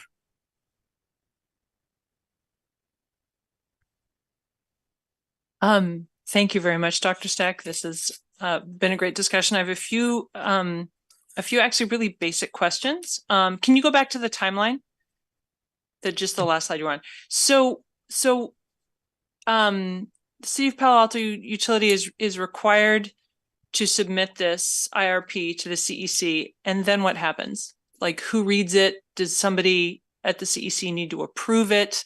Are we beholden to do what we said in the IRP that we, to follow the recommendations of the model? Like what happens after it leaves the city? Yeah, good question. The CEC staff does review each IRP when they receive it, and they can request, adjustments or additional analysis or information if they find any shortfalls in our report. 5 years ago, they reviewed it, and I believe they just okayed it. They sent us a letter. And as far as whether we're required to stick with this, no. The answer is no. We're not. There's nobody going to be looking over our shoulder to make sure that we're, procuring 25 megawatts of solar in 2030 or anything like that. We'll continue to update this every 5 years and come up with a new plan. But is it safe to say that at any point that a new resource needs to be procured, a fresh round of analysis of what is the best addition to the portfolio will be done? Yes, absolutely. Definitely. Cool. And then I just had one other thing to mention that you're probably already aware of, but on the demand response / storage side, I read about a really interesting program they have at Green Mountain Power. Dr. Perkins is nodding, in which utility customers can pay a monthly fee to host a Powerwall or similar storage device on their property, and they get the resilience around power outages, and the utility gets the ability to call on that stored power as needed as a resource. I thought it was super interesting. I'm glad to see you're already nodding, because I would love to explore if something like that would make sense in Palo Alto. Yeah. Lena, do you want to take that one or anything about that? Yeah, I mean, yeah, I read about that, kind of as soon as it came out too. I will just note that they have very expensive power already. And then they have just very different weather systems that come through. But and it's also, those Powerwalls are owned and controlled by the utility. So that becomes an engineering and ops choice. And it's a major one. So and then, you know, I will also say that SVP has done a number of behind the meter battery installations, and each one of those has just been a little bit of a, you know, a contractual and project, you know, issue. So, you know, it's not the cheapest way forward for sure, but it would be for resiliency. And I think it's also, you know, it's a choice that we can make it. But it is, if I were in Vermont, I would want that.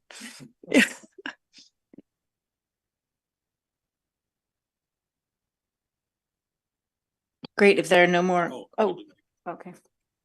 Yeah, I'd like to make some specific comments, recommendations. I thought we had a nuanced, insightful discussion here, but I sort of feel like that's not reflected in the plan. And I think this 20-year plus plan, for that reason, needs to be redone, especially as a number of commissioners have raised. It's almost total reliance on central solar for that long period of time. And I understand the RPS stance that we have to do with the state that Lena alluded to, that strange things like central hydro, large hydro is not considered renewable in terms of RPS, even though a lot of people would view large hydro as about the most renewable thing there is. So, you know, I understand that problem, and we can say that we're doing this just to check a regulatory box, but I sort of feel if we publish a plan, it should really be our plan.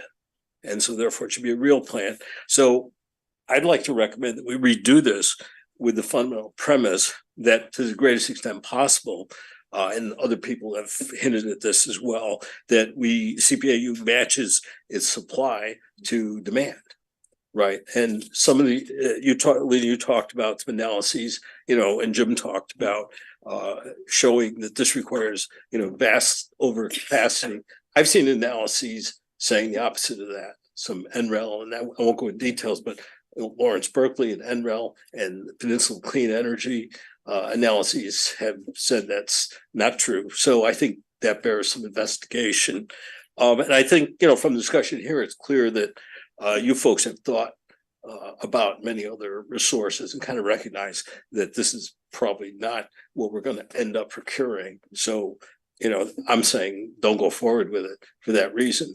But I think there's sort of a bigger picture, which is that from a technical standpoint, the grid, and speaking of the CAISO grid, has to, you know, thermodynamically has to balance every instant of every day. The amount of energy that goes in has to be the amount of energy that comes out, plus losses. And so I don't think that we can free ride on the grid and expect, you know, to generate energy when it's convenient in the summer and during the daytime, and then take energy out at other times. I mean, that's obviously not scalable. If everybody did what we're talking about doing, the grid would have vast excesses certain times and would be out of luck at other times. So I think that doesn't work technically or economically. And also, I think from a regulatory standpoint, I'm very concerned because of the technical dimension that we're going to be forced to load match over the long term. Last year, we passed this Senate Bill 1158, right, which will require load serving entities to match, or excuse me, to report their hourly energy production and emissions, right? So it's obvious that in, you know, longer term, they're going to start requiring not just reporting but matching.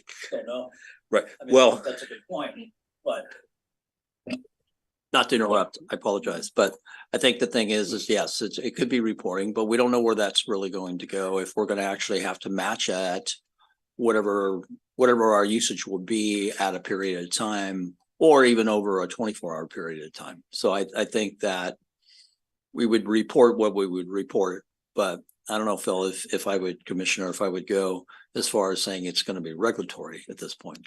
If this were a 1-year plan or a 5-year plan, I would say, you know, no problemo. But a 20+ year plan, I think the probability of not having a match is approaching zero. Well, I think the So- thing is, sorry.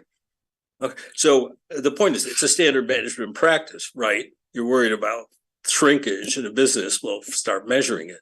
In this case, you're worried about mismatch. So, okay, we don't even know what the hourly emissions really is. So let's start measuring it. That's the first step. But also I've talked to people who've talked to legislators about this, and there actually were versions of the bill that went much further than the ultimate law that was passed. So I think it's pretty clear that the direction of this is toward matching. You know, I can't say when exactly, but I think it's pretty clear that that's where it's headed. Also, another concern I have, and a few commissioners raise this too, is that I think the central solar costs are likely to be much higher. And I don't know the details of what was calculated, you know, what capital costs were used, particularly what cost of capital was used in the modeling. And I have a feeling that that's probably going to be much higher than what might have been estimated, because obviously interest rates have gone up and probably going to stay up for a long time, not just a few years. So I think the costs are going to go up. I think the value of the central solar energy is going to be lower because of all the factors we talked about, that it doesn't show up when we really need it.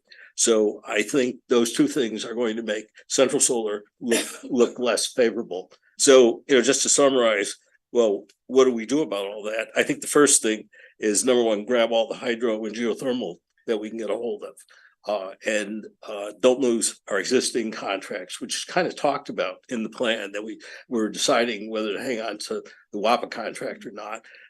I think we need to hang on to every one of those we can, and also don't get shut out of new ones, particularly in geothermal, where maybe we didn't get as much of the last geothermal contract as we could have. I think we also need to greatly intensify our efforts on energy conservation, demand management, distributed. I think the energy conservation program, which we'll talk about, is less than 1% of load, you know, annually decrease. That's a really small number. So I think we should think about increasing that, and also planning for the long term.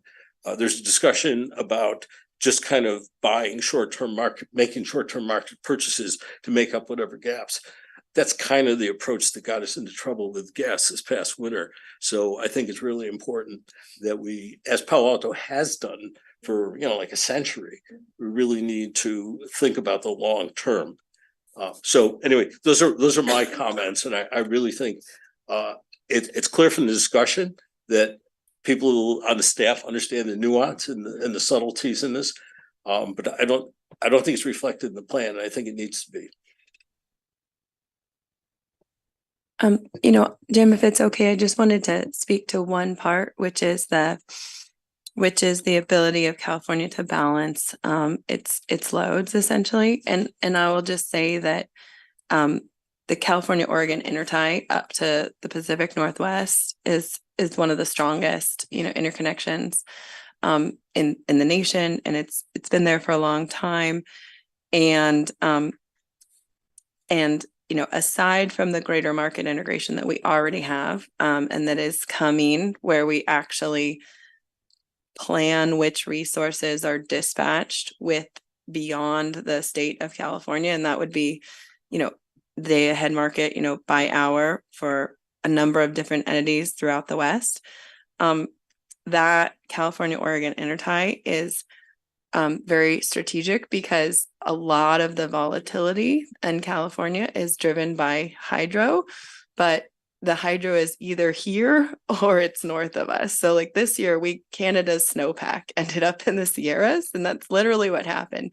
And so I will just say that when we are dry, they are flooding and burgeoning. So when we are importing in those dry years, it tends to be quite clean, right? And so that is something it's like a natural hydrologic hedge, and that, you know, while I hear you on any concerns of free riding, I think this is just a broader, you know, it's like how you diversify with agriculture, right? You know, you can't grow almonds everywhere, and like California's good at growing almonds, and so we dominate that. And, you know, let California be good at solar. We are exporting our solar and turning off other dirty resources in Nevada in the middle of the day.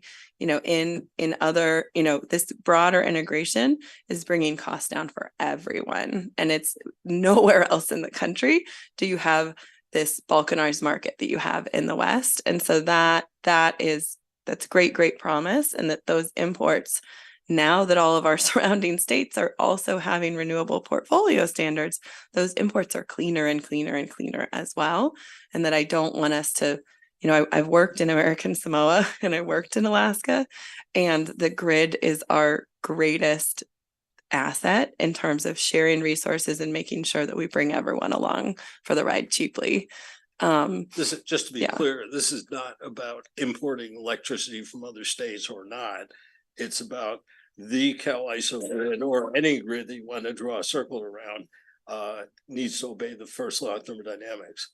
Okay, and it has to be balanced every second of every day, whether the energy comes from outside the state or not, doesn't matter. And if we selectively produce energy at times different from when we use energy, someone has to make that up. So I think that's a good point, but the grid balances. I mean, you actually have, sometimes you get charged for producing electricity. So I don't think we have to worry about the grid balancing or not. If we overproduce, and we actually will get punished for that in some economic way. And I think the model takes that into account. You know, I'm going to support this plan. Okay. And the reason I'm going to support it is we've asked a lot of questions of Dr. Perkins and Dr. Stack. And one of the things that I look at when I ask these questions of staff is how deep their knowledge is. And I'm also a little bit advantaged because I've known Dr. Perkins for a long time, that she has very deep knowledge. And some of the things she said that I think were really important is that we are maximizing the good here in terms of decarbonization for California and for the West. And that shows up, we don't show it on our power purchase, our power content label as well, because we sell the RECs, but that does good in the rest of it. And I'm also fairly confident that over the next 20 years, we are going to expand that grid. The balkanization of the grid will go away. And yes, California does solar better than anyone else. And I don't think that's an issue here. And yes, New Mexico probably does wind far better than we're ever going to do it. And I'm sure Oregon hydro, our hydro, as you said, are complementary. I actually think it could. And frankly, I think with the storage capacity, you know, with hydro, that's a bright future. I mean, I see those coming online. I think it's a bright future. And so I don't really worry about those things. I mean, I worry a little bit about the regulatory risk on hydro, but I actually view that as quite a ways out. And, you know, I think that just is hard to judge at this point. And I guess I've seen a lot, I feel like I'm, you know, grandstanding here, but I'm not. I just think that the staff has done a really thoughtful job here. And that's what I would encourage you to think about is, was there a question where you thought staff didn't give a thoughtful, careful response? I mean, there's no way in me reading this and even having, I don't know, done this for 10 years on these commissions, that I'm going to know more than what staff knows, frankly, on these models. And this is a very technical feeling. And so in some ways, you sort of have to trust the staff unless they give you reason not to trust them. And they haven't said anything tonight that I don't trust them. And that's probably the basis for my support. Yes, I was gonna just ask a question about the nuts and bolts if you were to ask this to be revised. So, you know, we're submitting this plan and it has these scenarios, like 4 scenarios. We know you ran a lot more, many hundreds of scenarios, and there are 4 called out. It seems like several of us, we had this long conversation about trying to match. And I do think that if the public were to read this report, they might have the same questions, like, why aren't we doing that? And would it make sense to have a scenario that might be something, maybe we have a scenario, well, what if we tried to match? If we tried to match, what would the portfolio look like? And I don't know if that's at all what is expected in an IRP like this, but it, you know, we have two scenarios. We're not planning to do two different scenarios. We're planning to do our base scenario, right? Would it make sense to just present another scenario as if we took that on as a goal as a city, which we're not at this point taking it on, but if we did, what would happen to the portfolio? Jim, I want to defer to you, even though you're not in the room. Do you want to just walk through the nuts and bolts there? I'm happy to supplement. Yeah, I guess as we mentioned earlier,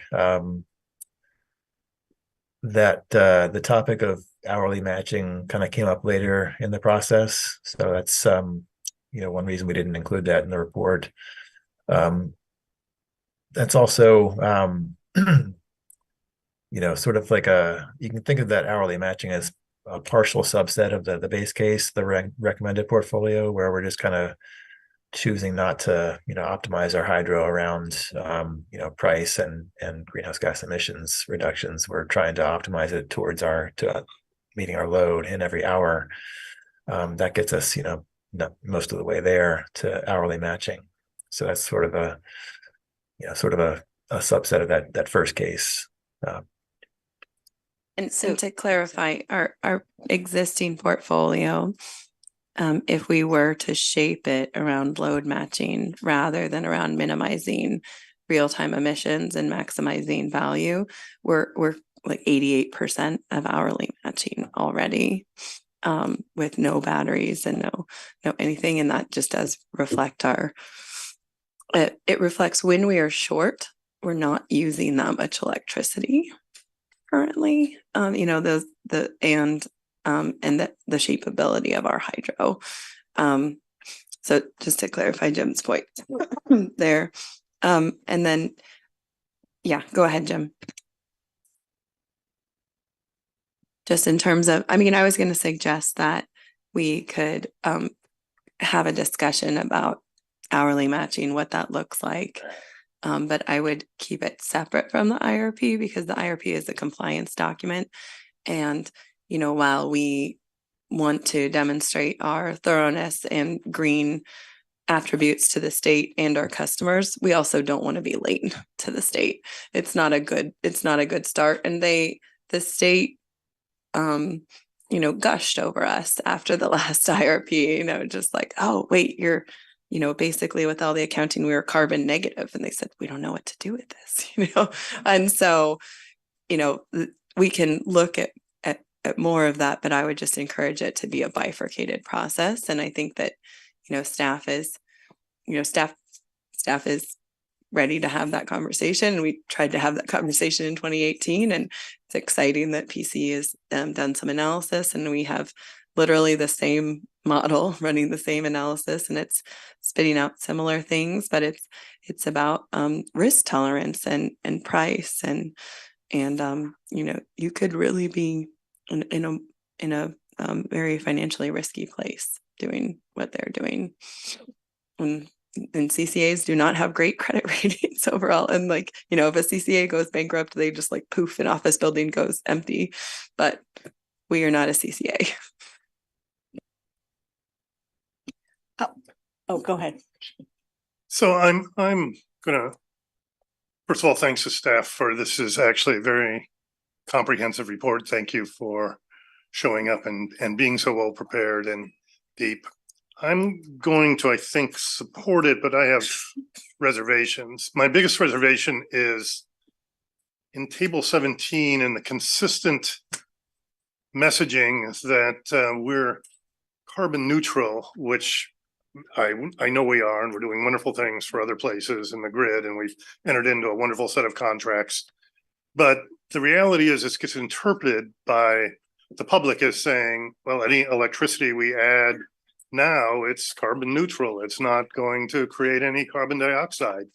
It's wonderful, which is entirely incorrect. And I find that the communications like this are misleading. I talk to people in Palo Alto, well, yeah, more electricity, why not? It doesn't add any carbon to the atmosphere. And that's just wrong, because incrementally, if it's the right load at the right time of day, it could well be right.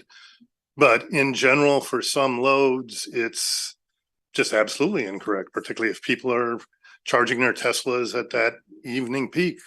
They're burning natural gas. Yes, they're not burning it here, but they're burning it somewhere in order to produce that electricity.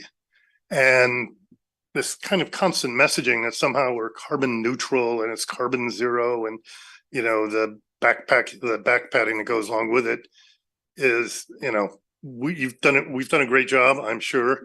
And if we tried to go truly carbon neutral, doing the hourly matching with only renewable resources, I'm sure that would be an interesting exercise, be extremely expensive. But given its renewable resources themselves are limited in the short run, it would not probably be doing much to the carbon neutrality of the whole system, would be my impression. But so, I don't like the messaging. The people here, when we talk about the nuances, everybody seems totally honest. But the messaging that gets out to the public of, gee, just add more electricity, it's carbon neutral, or it doesn't produce carbon somehow, I find very counterproductive and harmful.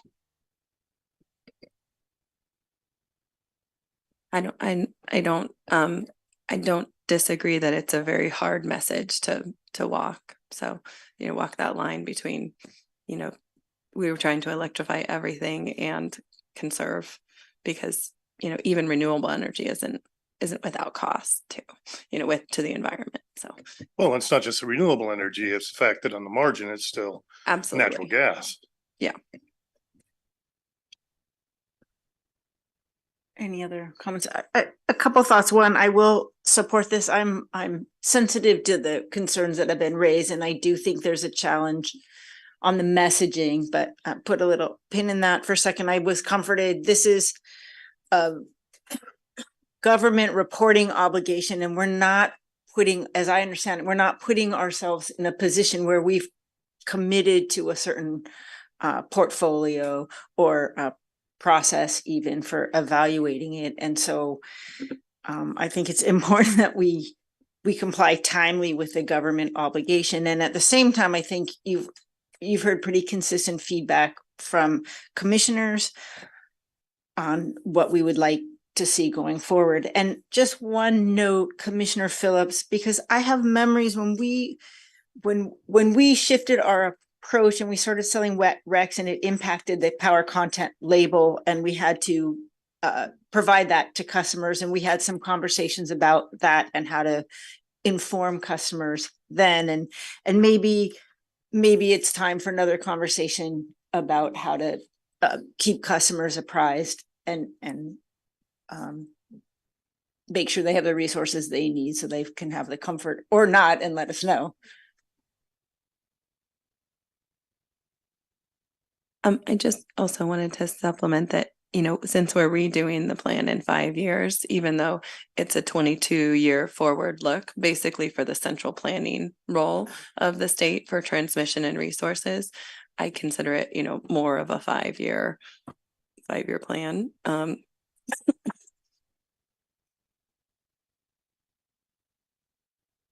So with that said, I think it's, unless anyone, commissioners have any more comments, it's probably. I guess I have one more Okay. question, which is, I look at all these charts. I've seen the chart like morph over time, but it's always got the months where we're negative or the hours where we're negative. No matter what we do, every chart we develop has that.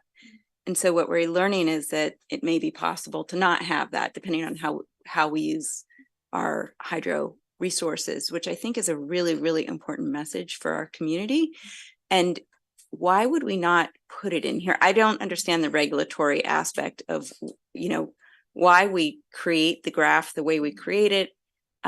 Is there some opportunity to say in this plan, like show what a graph would look like if we actually spread the hydro in a way to accurately match, so that, if someone looked at it, they're like, oh, we have a portfolio that could be flat or could be whatever matched. And, or is there some reason we don't want to say that in this plan? Is it because it's not really our plan? Jim, I mean, I think that our goal, has we have risk management guidelines. We have like amount that we're willing to spend for renewables with a cap on it. And shaping our hydro in a way that we choose to lose money, to be to line up the hours and actually emit more carbon on the margins, because we're is not something that we've ever considered doing. Because if you have a hydro plant there, and it's a hot summer day, and like, oh, off goes the solar, 6-7 p.m.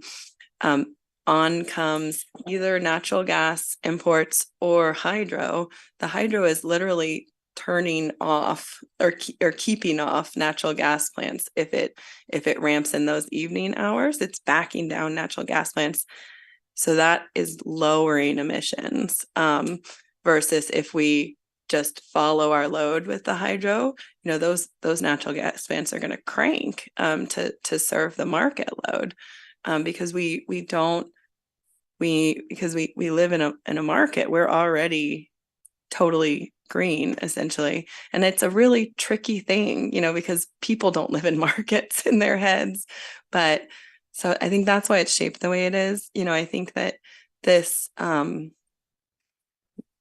has been an incredibly complex and heavy model, and Ascend has given us the feedback that we have one of the most flexible and complicated portfolios that they have modeled, and they've learned a lot from us, actually accurately modeling the constraints that we have and how we actually dispatch things. And so, I think timing wise, it would be really formidable. Jim and I are really tired. No, I see Yeah. now that you're basically giving a report to the market, about how we're going to play with the market. So, okay, that makes sense. Yeah.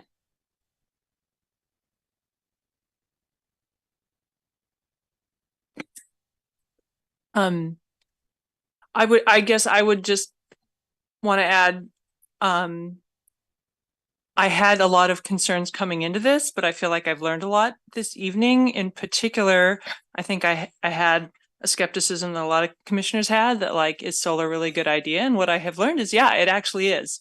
And and it is increasingly so the more transmission we get, so that we can share our solar abundance with neighboring states that don't have that abundance, and with the rise of storage on CAISO, which has gone from being a pipe dream to being a very real reality. And so my comfort level, which was based on like, oh, we don't have to follow this plan, is also now based on that it might actually be that what the model is predicting we should do could in fact be the best, not only for Palo Alto, but for our additional goals of doing the right thing by the grid, and by removing as much carbon emissions from the larger system beyond Palo Alto as well. So I appreciate that.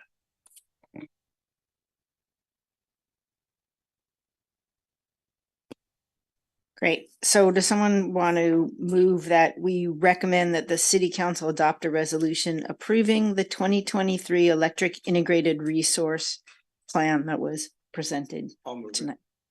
Second? I'll second. And I guess we'll go up the line then, starting with Commissioner Forcell on the vote. I vote yes. I'll vote yes. Vote no. Oh, yes. I'll vote yes. And I vote yes as well. Great. Thank you. And we'll take a 10-minute break. Let's come back at 8:23.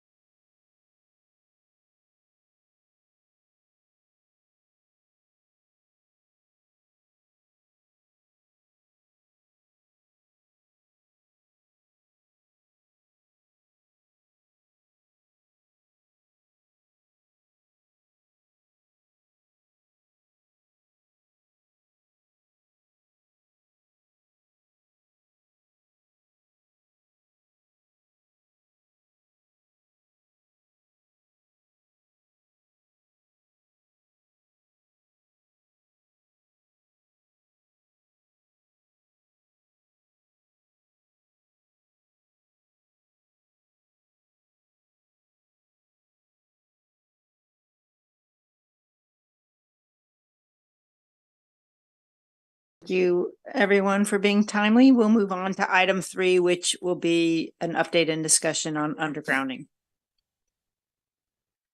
This Are is- there any comments from the community? This is Janelle Camion, Program Assistant. If anyone from the public would like to speak on item number 3, please raise your hand or dial *9 on your phone.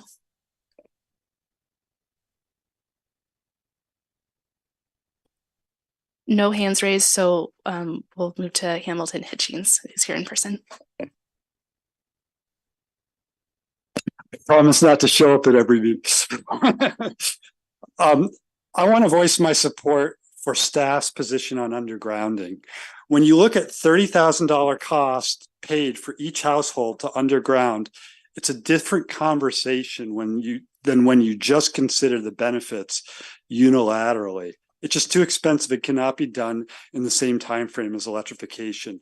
I think the city's current policy of undergrounding wires in the foothills to prevent wildfires, along major thoroughfares like Page Mill, Embarcadero, San Antonio, and University, and in highly visible areas like public areas like downtown and Cal Ave, is the right approach, or could be expanded to that. Southern California Edison is over halfway done insulating 10,000 miles of electric wires as a primary way to mitigate wildfire risk, and is many, many times less expensive than undergrounding, although not quite as effective. Could be worth it to consider insulating for higher risk urban areas or more central lines, but I defer to the experts on this. I think if you want to incur $500 million in costs to underground, you should put it to the ballot and let folks know that it's going to incur a one-time $30,000 cost per household. I think it's critical to remain fiscally diligent. For example, and when we look at capital, for example, pushing for total electrification based on a non-resilient, non-redundant power supply in the city, should be a higher priority for putting capital towards building in that redundancy coming into the city. Thank you.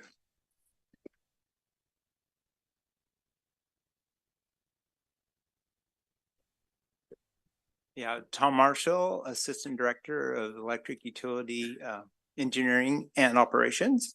So I'm going to just give a quick presentation, really open it up to your questions here today. I think there's been some articles in the paper and they sort of implied the undergrounding is sort of disappearing. And I just wanted to say that we had gone to council in 2013. And at the time we had gone through a process where we were talking to the community about, first talked to the UAC about forming communities to look at this undergrounding issue and make proposals. It had gone to the finance committee and they had recommended to council to create these committees. When it got to council rejected that recommendation, and they basically said, continue as you're doing. And that's what we've been doing since 2013. So where the place we are with undergrounding has to do with working with AT&T and in a joint process.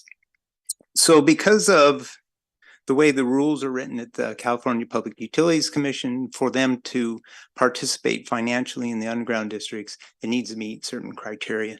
And we talk about a little bit in the report here. So where we are today is really only the main thoroughfares qualify for their participation in the undergrounding. And if you look at the map that was attached, you'll see that we show a number of the thoroughfares listed there for future projects. I mentioned before, the policy really hasn't changed. The rule and regulation number 17 and the municipal code section 1216 and what governs the undergrounding today. And I've already mentioned about AT&T and the cost for that. Next slide, please. So this is some general statistics about what would need to be undergrounded. So there's about 116 miles of overhead circuits. We have 195 miles of underground circuits. Most of that is in the business park areas and multiple feeders in the business park areas. There's about 2,000 residential units today served on the underground system. There's 14,000 single family residents served by the overhead. And there's a total of about 18,000 total housing units that would need to be converted to underground. That includes the single family residential and multifamily, residential and small business. In terms of costs, and again, these are very rough. We've seen costs have been escalating very rapidly on undergrounding due to supply chain issues and just the cost of doing business in California. So there, it looks like the electric itself, just the system, is about 425 to 640 million. Those are very rough numbers. They're based on numbers that came from the CPUC that were provided by PG&E and other investor-owned utilities. In addition to that cost, there's about 125 to 190 million dollars worth of costs if we were to pay for the telecommunications portion of that. That represents about 30% of the cost. And then each homeowner is responsible for services on their property to get from the street to their home. Those run somewhere between $6,000 and $10,000 for each installation. So the costs are going to be in these large numbers of $645 to $990 million. We put out a number about 18 years. If we were to do 1,000 homes a year, which is a huge task. It may not sound that bad, but it's a huge undertaking.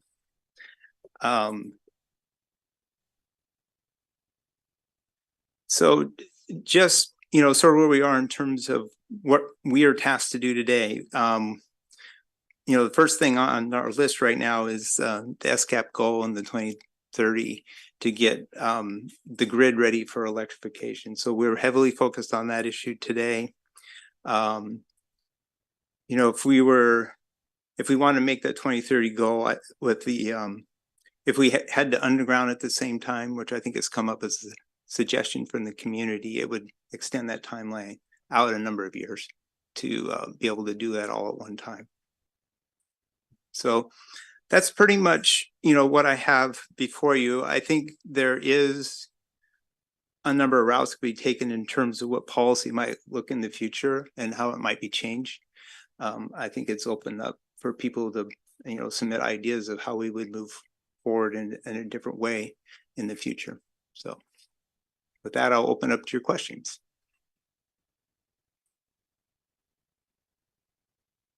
Hi, Tom. Thanks very much. I had one question, which is, given all the analysis and everything that everybody has done, what is the plan and your recommendation for action? So I think our plan is what you see in the budget. If you have the map here. Now, I think that we're going to come back and probably suggest that we delay some of this because of the focus on the fiber to the premise and the electrification portion of it. You guys probably have a colored version. I think the light green and the numbers, I think 42, 43, which are on Embarcadero Road. You see those numbers on there. And then I think there's a, oh, here we go. There you go. Yeah, so on Embarcadero Road, you see 42, and then 43 is down along Alma. And you see underground district 48, which is along Embarcadero as well. And then you'll see over, I think one of these is East Meadow, and the other is Charleston, I think, and that's 50 and 51 and 49 and 53. And then you see number 52, which is on Arastradero Road. So those are the ones that are sort of in planning. Some of them are in the budget already for future years. And as I mentioned, we may suggest delaying them because of the electrification project right now, but that's sort of what's in the planning. Okay, great. So basically the green is in the Yes. plan. Correct. Okay, great. Thank you.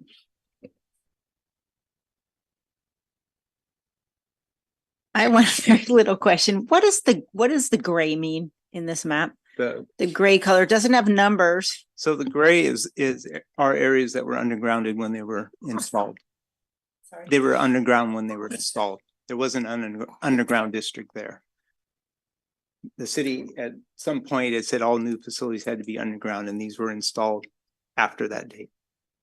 So it's like you don't know, it doesn't tell us when, but some point after whatever it was, 1967 or whatever the date was. That's correct. It was around in the like mid-60s sometime. What has been public communication on this historically? I mean, there's at least with some people, the expectation of, oh yes, Palo Alto is going ahead with undergrounding. Why are they being so slow? What's holding them up? Where this would say most of it's never going to get undergrounded in our lifetime. It would be my interpretation of what I'm seeing here. Is that a fair statement? And why is there? Well, I don't know why people expect it to happen, but there a lot of people think it's supposed to happen. Yeah, I don't know if I can answer that well. I mean, I think the story we're telling, we've told many times, and I think we've always said it's going to be, 40, 50 years at whatever rate we were doing at, unless there was a change in policy and method for funding it was, determine how we were going to fund this. So I don't think that message has changed, but I think there's some interest on the community to do this. And, it like I say, it would take a policy change to move it a lot faster. I read the article, I think yesterday, that said the city is like silently, giving up on undergrounding. And I did read the comments too, and it did seem clear that the community expects things to become underground because they just think that's part of modernizing society, is eventually you put your lines underground. So, I thought it was very interesting, totally makes sense why you don't want your transformers underground with water, with other contaminants. I'm curious, just what is the cross section of an undergrounded segment, and what are the needs? I'm just kind of curious, like if you have to underground these things, you're putting electricity and AT&T together, I believe, in the same trench, conduit, whatever it is. And then on an ongoing basis, do you kind of not have to, if your transformers are overground, do you not have to really access that conduit very often? Maybe only if a new house is built? Like what are kind of the nuts and bolts of what's under the street? Yeah, so in the street, there's going to be conduits, like you mentioned. So there's primary conduits and there's secondary conduits and there's vaults that they pass through, and there's telephone, there's cable TV, and their own conduit as well. And I think once it's installed, do we touch it very often? No, unless something comes along where, some major development happens, or as one thing that's coming up now, they're going to have to deal with electrification, where we've seen a large increase in load. So we're going to have to modify these underground systems to compensate for increase in loading. But, if we were to install it with sort of electrification in mind, I mean, we're not going to touch them very often. Very rarely do we touch them. Do you have to dig up and open those trenches for the electrification, for the grid modernization project? So there may be some trenching. We will use existing conduits in underground areas where we can, but there will be possibly some trenching, or we might have to install new vaults, or we may have to put a pad mounted transformer somewhere to add additional capacity in the neighborhoods. Okay. Yeah. Thanks. That was just currently under. That's correct. Yeah, I had two questions. One is where you have just the phrase property owners must construct the service infrastructure. Could you just give a couple of sentences below that or below ground? What is it that they have to buy that gets up to the 30,000 number? So, yeah, I think the 30,000 number is sort of an all encompassing number, but on property, so the utility or the city only constructs the utility infrastructure in the street area. So essentially there will be a box somewhere that the customer has to trench from his meter location out to the box in the street. And that's typically paid by the customer. And that can run sort of between 4,000 and 10,000 or maybe a little more to have that trenching done. And again, that's just the way the program is set up today, where the customer has to pay that portion. Yeah, that's just a prior policy decision. That's correct. Yeah. And the other thing was tagging on to a couple of things like Commissioner Phillips said, is that I was really pleased that you put in there the phrase at the back, something like, I can't find it right now, but that this is an important issue for the residents, which it is. And there's confusion about why is this stopped and slowed down and so on. And all the answers are in this little report. So this is something that, maybe we should send to the 2 newspapers at least, including an informational report to council as a starting point, because it just says it's a matter of priorities essentially and prior policy. But the question is, why wouldn't council change the current policy? It's because of the necessity of the priorities of the bigger, greater, much greater need of having to redo the grid and get our city electrified. Correct. So it's very informative. Thanks. If I could add to that, so the plan is to go to council with this report. And because one of the things that staff wants to know from council is, do you want to change the policies? And if you do want to change the policies, do you want to change the priorities? Do you want to, as a council, make a decision that if you want to do undergrounding and electrification, knowing that it could be a 20-year project? Yeah. So I think that that's part of it. And I think that's answers some of the questions from our community at the same time. So we are planning on circling with council on That's this. great, because that will get immediate visibility. And I didn't think you'd squeeze that in by the end of the year with the load that's coming up. Yeah, in no, council. So it's something that it was one of the items that Ed and I had talked about that needs to go, we think. Yeah, excellent. Can I ask a question about one sentence in here that I didn't quite understand, which was on page 5 of 7, page 112 of the packet. The very last sentence on the page says, in the long term, the coordination of undergrounding and electrification could result in savings of between 150 and 220 million due to elimination, yada, yada. Can you just explain what that means? So we're basically saying if you do it right away, if you do it, this is how much it costs, but what is the savings from? So you're avoiding having to upgrade the overhead system. Yeah. So buying. Yeah.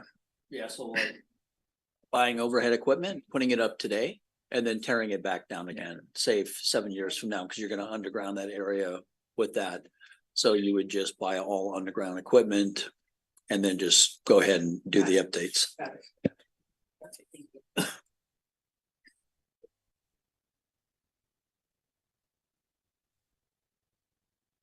I have one question, which I don't know. In your report, you talked about we had to do a survey of poles. And I thought we had just done one with Magellan for fiber. You want me to? Yeah, I can. So I think the survey of poles we do with Osmos, we have to test poles to see if they're rotten or need to be treated in the field. So that's what we're doing with Osmos. They're going to go around, they test each pole. We do about 1/10 of the system every year and check the poles to see if they're rotten. And then they end up in a replacement list if they are rotten. What we did with Magellan, they actually just did a different kind of survey. It was for what we call pole loading. So they went and looked at all the conductors on the pole so that we can do pole loading easily, which we're required to do by the CPUC because of their rules under the GO 95.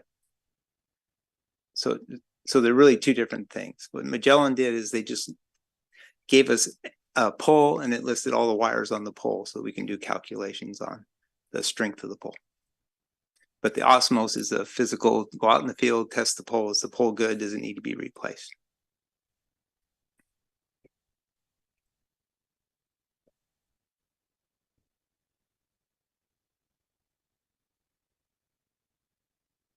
And I had one other question, and it may sort of answer the question of Commissioner Phillips.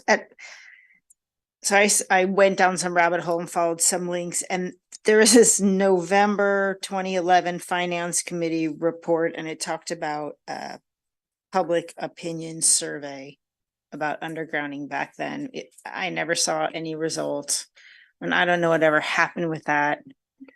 Yeah, I'd have to read that section. So there is We do a survey at the time we're forming an underground district, so we'll go out to the neighborhood and that we're planning on doing the underground district and we'll do a survey to see if there's interest in that area to do undergrounding.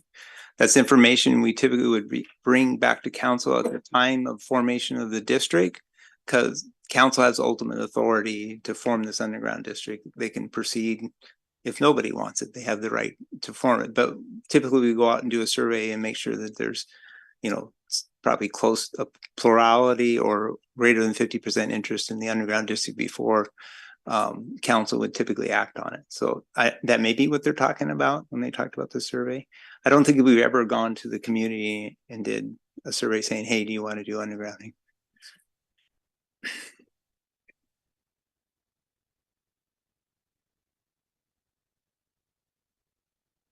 On the green sections that are scheduled for undergrounding, why are they being, are these due to resident requests or? No, so the green areas on there are areas that we believe or have talked to AT&T about qualifying under the CPUC rules, allowing them to participate in the underground district with us. So we think these areas will qualify. When you say allowing them to participate, does that mean requiring them to pay a Correct. portion of the costs? That's Thanks. more accurate. Yes. Yeah. And sorry, it's due to them participating that'll make it a lower cost for us. So if we Correct. decide it's worth doing it. Correct. That we If just- if okay. they don't pay their costs, then they're either residents or the city will have to pick up the cost of doing it. I mean, I will say there's other methods for forming an underground district, and I think we talk about a little bit about that, depending on how much benefit there is. And to general benefit, there's ways for them to go through an assessment district process to form underground districts. I'll say that's very rare. I think maybe it happened one time, maybe in the city's history, because it's a very involved process. And it's probably hard to get enough neighbors to say, I want to pay whatever it is to do undergrounding if it's coming out of their pocket. So. But that mechanism is still in place. It could happen today. And Absolutely. is the recommendation of the council to not allow that in the future, or just assume it's not going to happen or not likely to happen? I mean, if it came up, we would entertain it and try to move it along as staff, if they could get the participation and get the assessment districts formed. So, but it's very difficult. Like I say, it's very, very rare.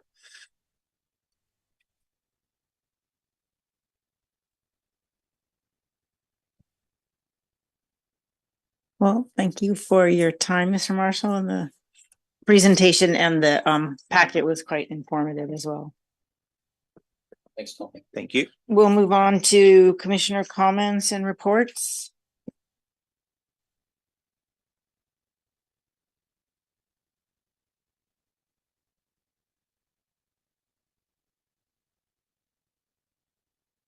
Okay, then we'll move on to future topic for upcoming meetings. Based on today's lively discussion about the integrated resource plan, I'd like to suggest that we do a discussion topic on what do we call it? 24/7 load following. I think it could be a good educational item for the commission and the community.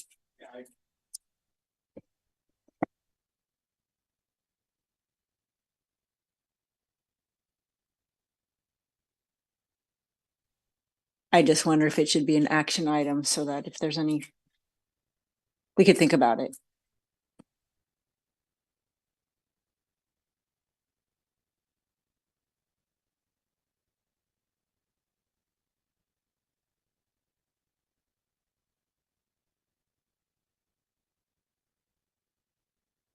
If we need to take it then to council, then we'll take it to council for discussion.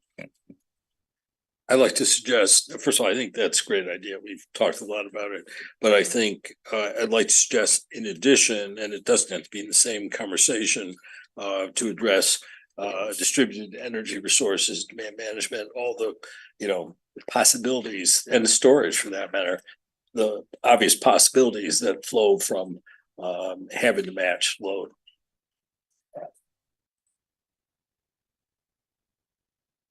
You can't really have the matching discussion without saying how you're going to do it, right? Yeah.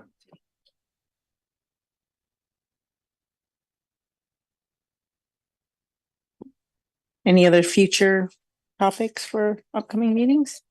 Yes, I still would like to talk about the gas hedging. It can be fairly short, and I know we got the material but I haven't had a chance to read it.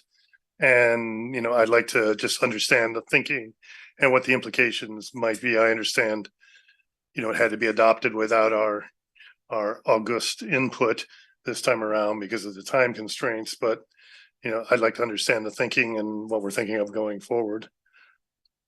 We could put it probably in the November meeting. The report's already written. All we got to do is just make a couple changes, have a discussion about it. Because I'm not sure if the Oregon transmission project report's going to go. It's going to go? Okay. Okay. Well, we'll look at it and see where it fits then. If it doesn't fit November's, then it'll probably have to be after the first of the year then at that point. But I'll have some conversations with staff and see if we can put it in. That would be fine. The timing is not super critical, but I assume it's going to come around again in a year, and I'd like to just be prepared to think about it. Okay. The one other topic I'd like to suggest is, and maybe this is already scheduled, is grid modernization. We had a very high level discussion about that, and I think several commissioners, myself included, submitted suggestions for how to augment that. And I think we need to complete that circle to get back to, okay, I mean, we're talking about $200 or $300 million. So I think talking about what would we do with that money, and which impinges the two discussions you just mentioned, matching and local generation impinge on what the grid design is. So I think you sort of have to connect those. But anyway, if we're going to spend $300 million, I think we need to talk about what's in there. And I think Good. I think in the last meeting, we talked about the fact that you are talking to consultants potentially, or contractors that potentially could do that together with fiber. And so wasn't that part of the analysis is looking at possibly outsourcing the grid modernization, which may mean that the plan comes after, we get RFPs or something like that. But I don't know if the plan comes before we talk to the contractors or if it's a result of talking to the contractors.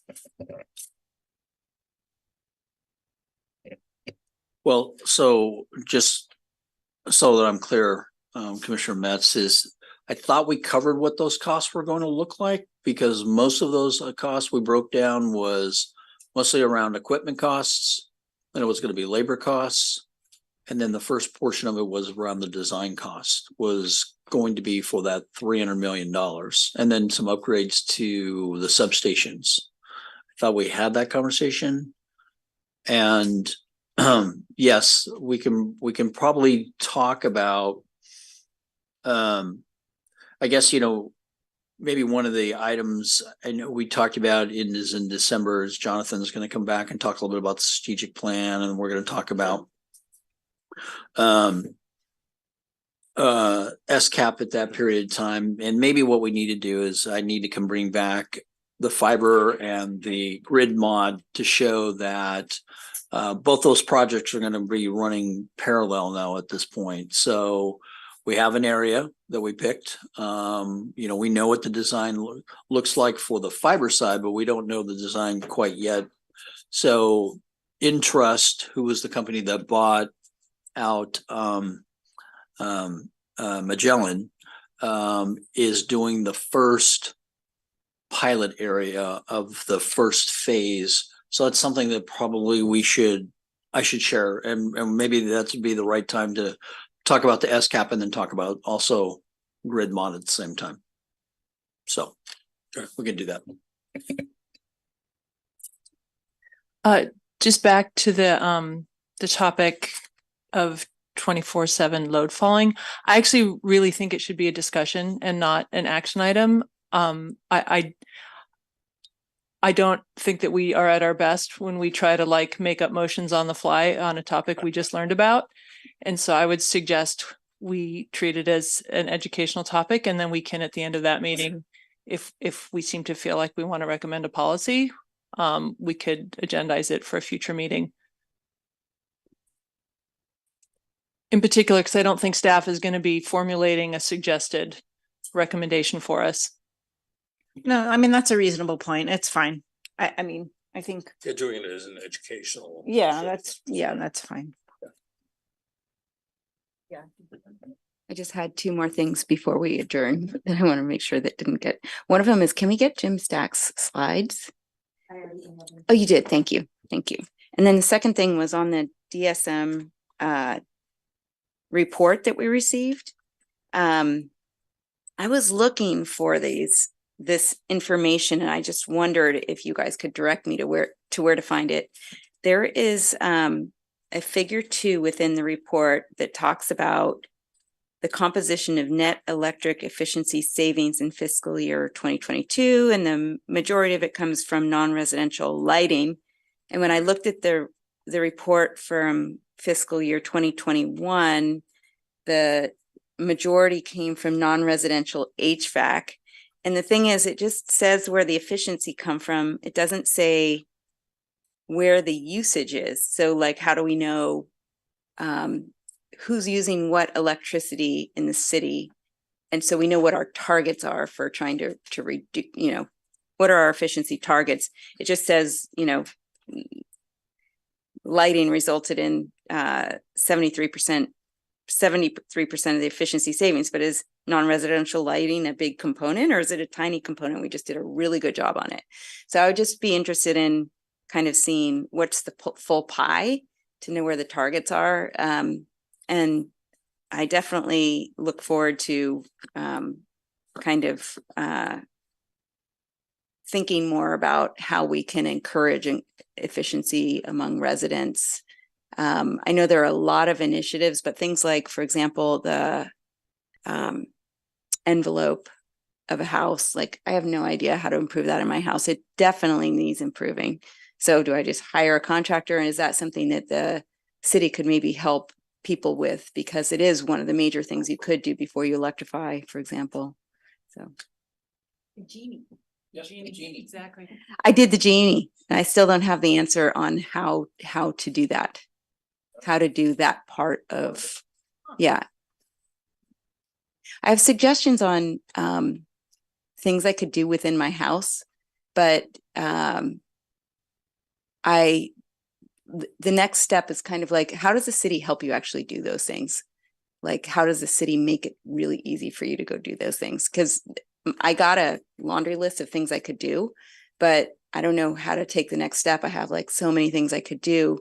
And the envelope is kind of like, do I just go find a contractor? Could the city have a list of contractors? These are the people you might want to talk to come in and do it. So that kind of thing. So a suggestion then would be we should probably have a discussion about this then. Because I don't think it just sending you, because at first I was thinking, okay, we can, give you an informational report. We'll explain where that comes from, but maybe we should have a short conversation, maybe. Is that what you're thinking? You mean I'm interested in, the first question was really aimed at like, what is the mix of, what is it? What are the segments that are using all the electricity? So we know, what the city's focused on, and like, how do we get those savings in 2021 and 2022? I think it's from programs that were probably targeted to those specific segments. So I would like to understand that. That would be super helpful, at least to me. So I guess my question then is do you want an informational report? that goes to the entire commission. That's basically answers your question. Absolutely, that'd be great. Or would you rather have a discussion with staff to talk about what your question I is could, about? I could have a and- discussion with staff and see if, I don't know, what does the rest of the commission think? Do you guys have the same level of interest as I do? This is one of the reasons why I wanted to be on this commission, so I'd be happy to take it offline if you guys would prefer. I'm probably not as interested as you are, so So why don't you take it offline, but if you learn something really interesting, bring it back. come back in the comments and then we can agendize it if that's not. Okay, that'd be great. And if Dean, So, if you could Yeah, so I'll, help me understand who I should talk to, that'd be perfect. yep. That's right. Yeah, Yeah, no problem. We can, we'll do personal then. perfect. So, okay. It'll be at your house. That's right. Exactly. We'll figure out your. info Yeah, at the you same can time. show my Genie results. That's right. Well, thank you, everyone. Do I have a motion to adjourn? So moved. Second. I think we can all wave if we're ready to adjourn. Thank you. It was a really interesting discussion. Thank you. Thank you. Thanks.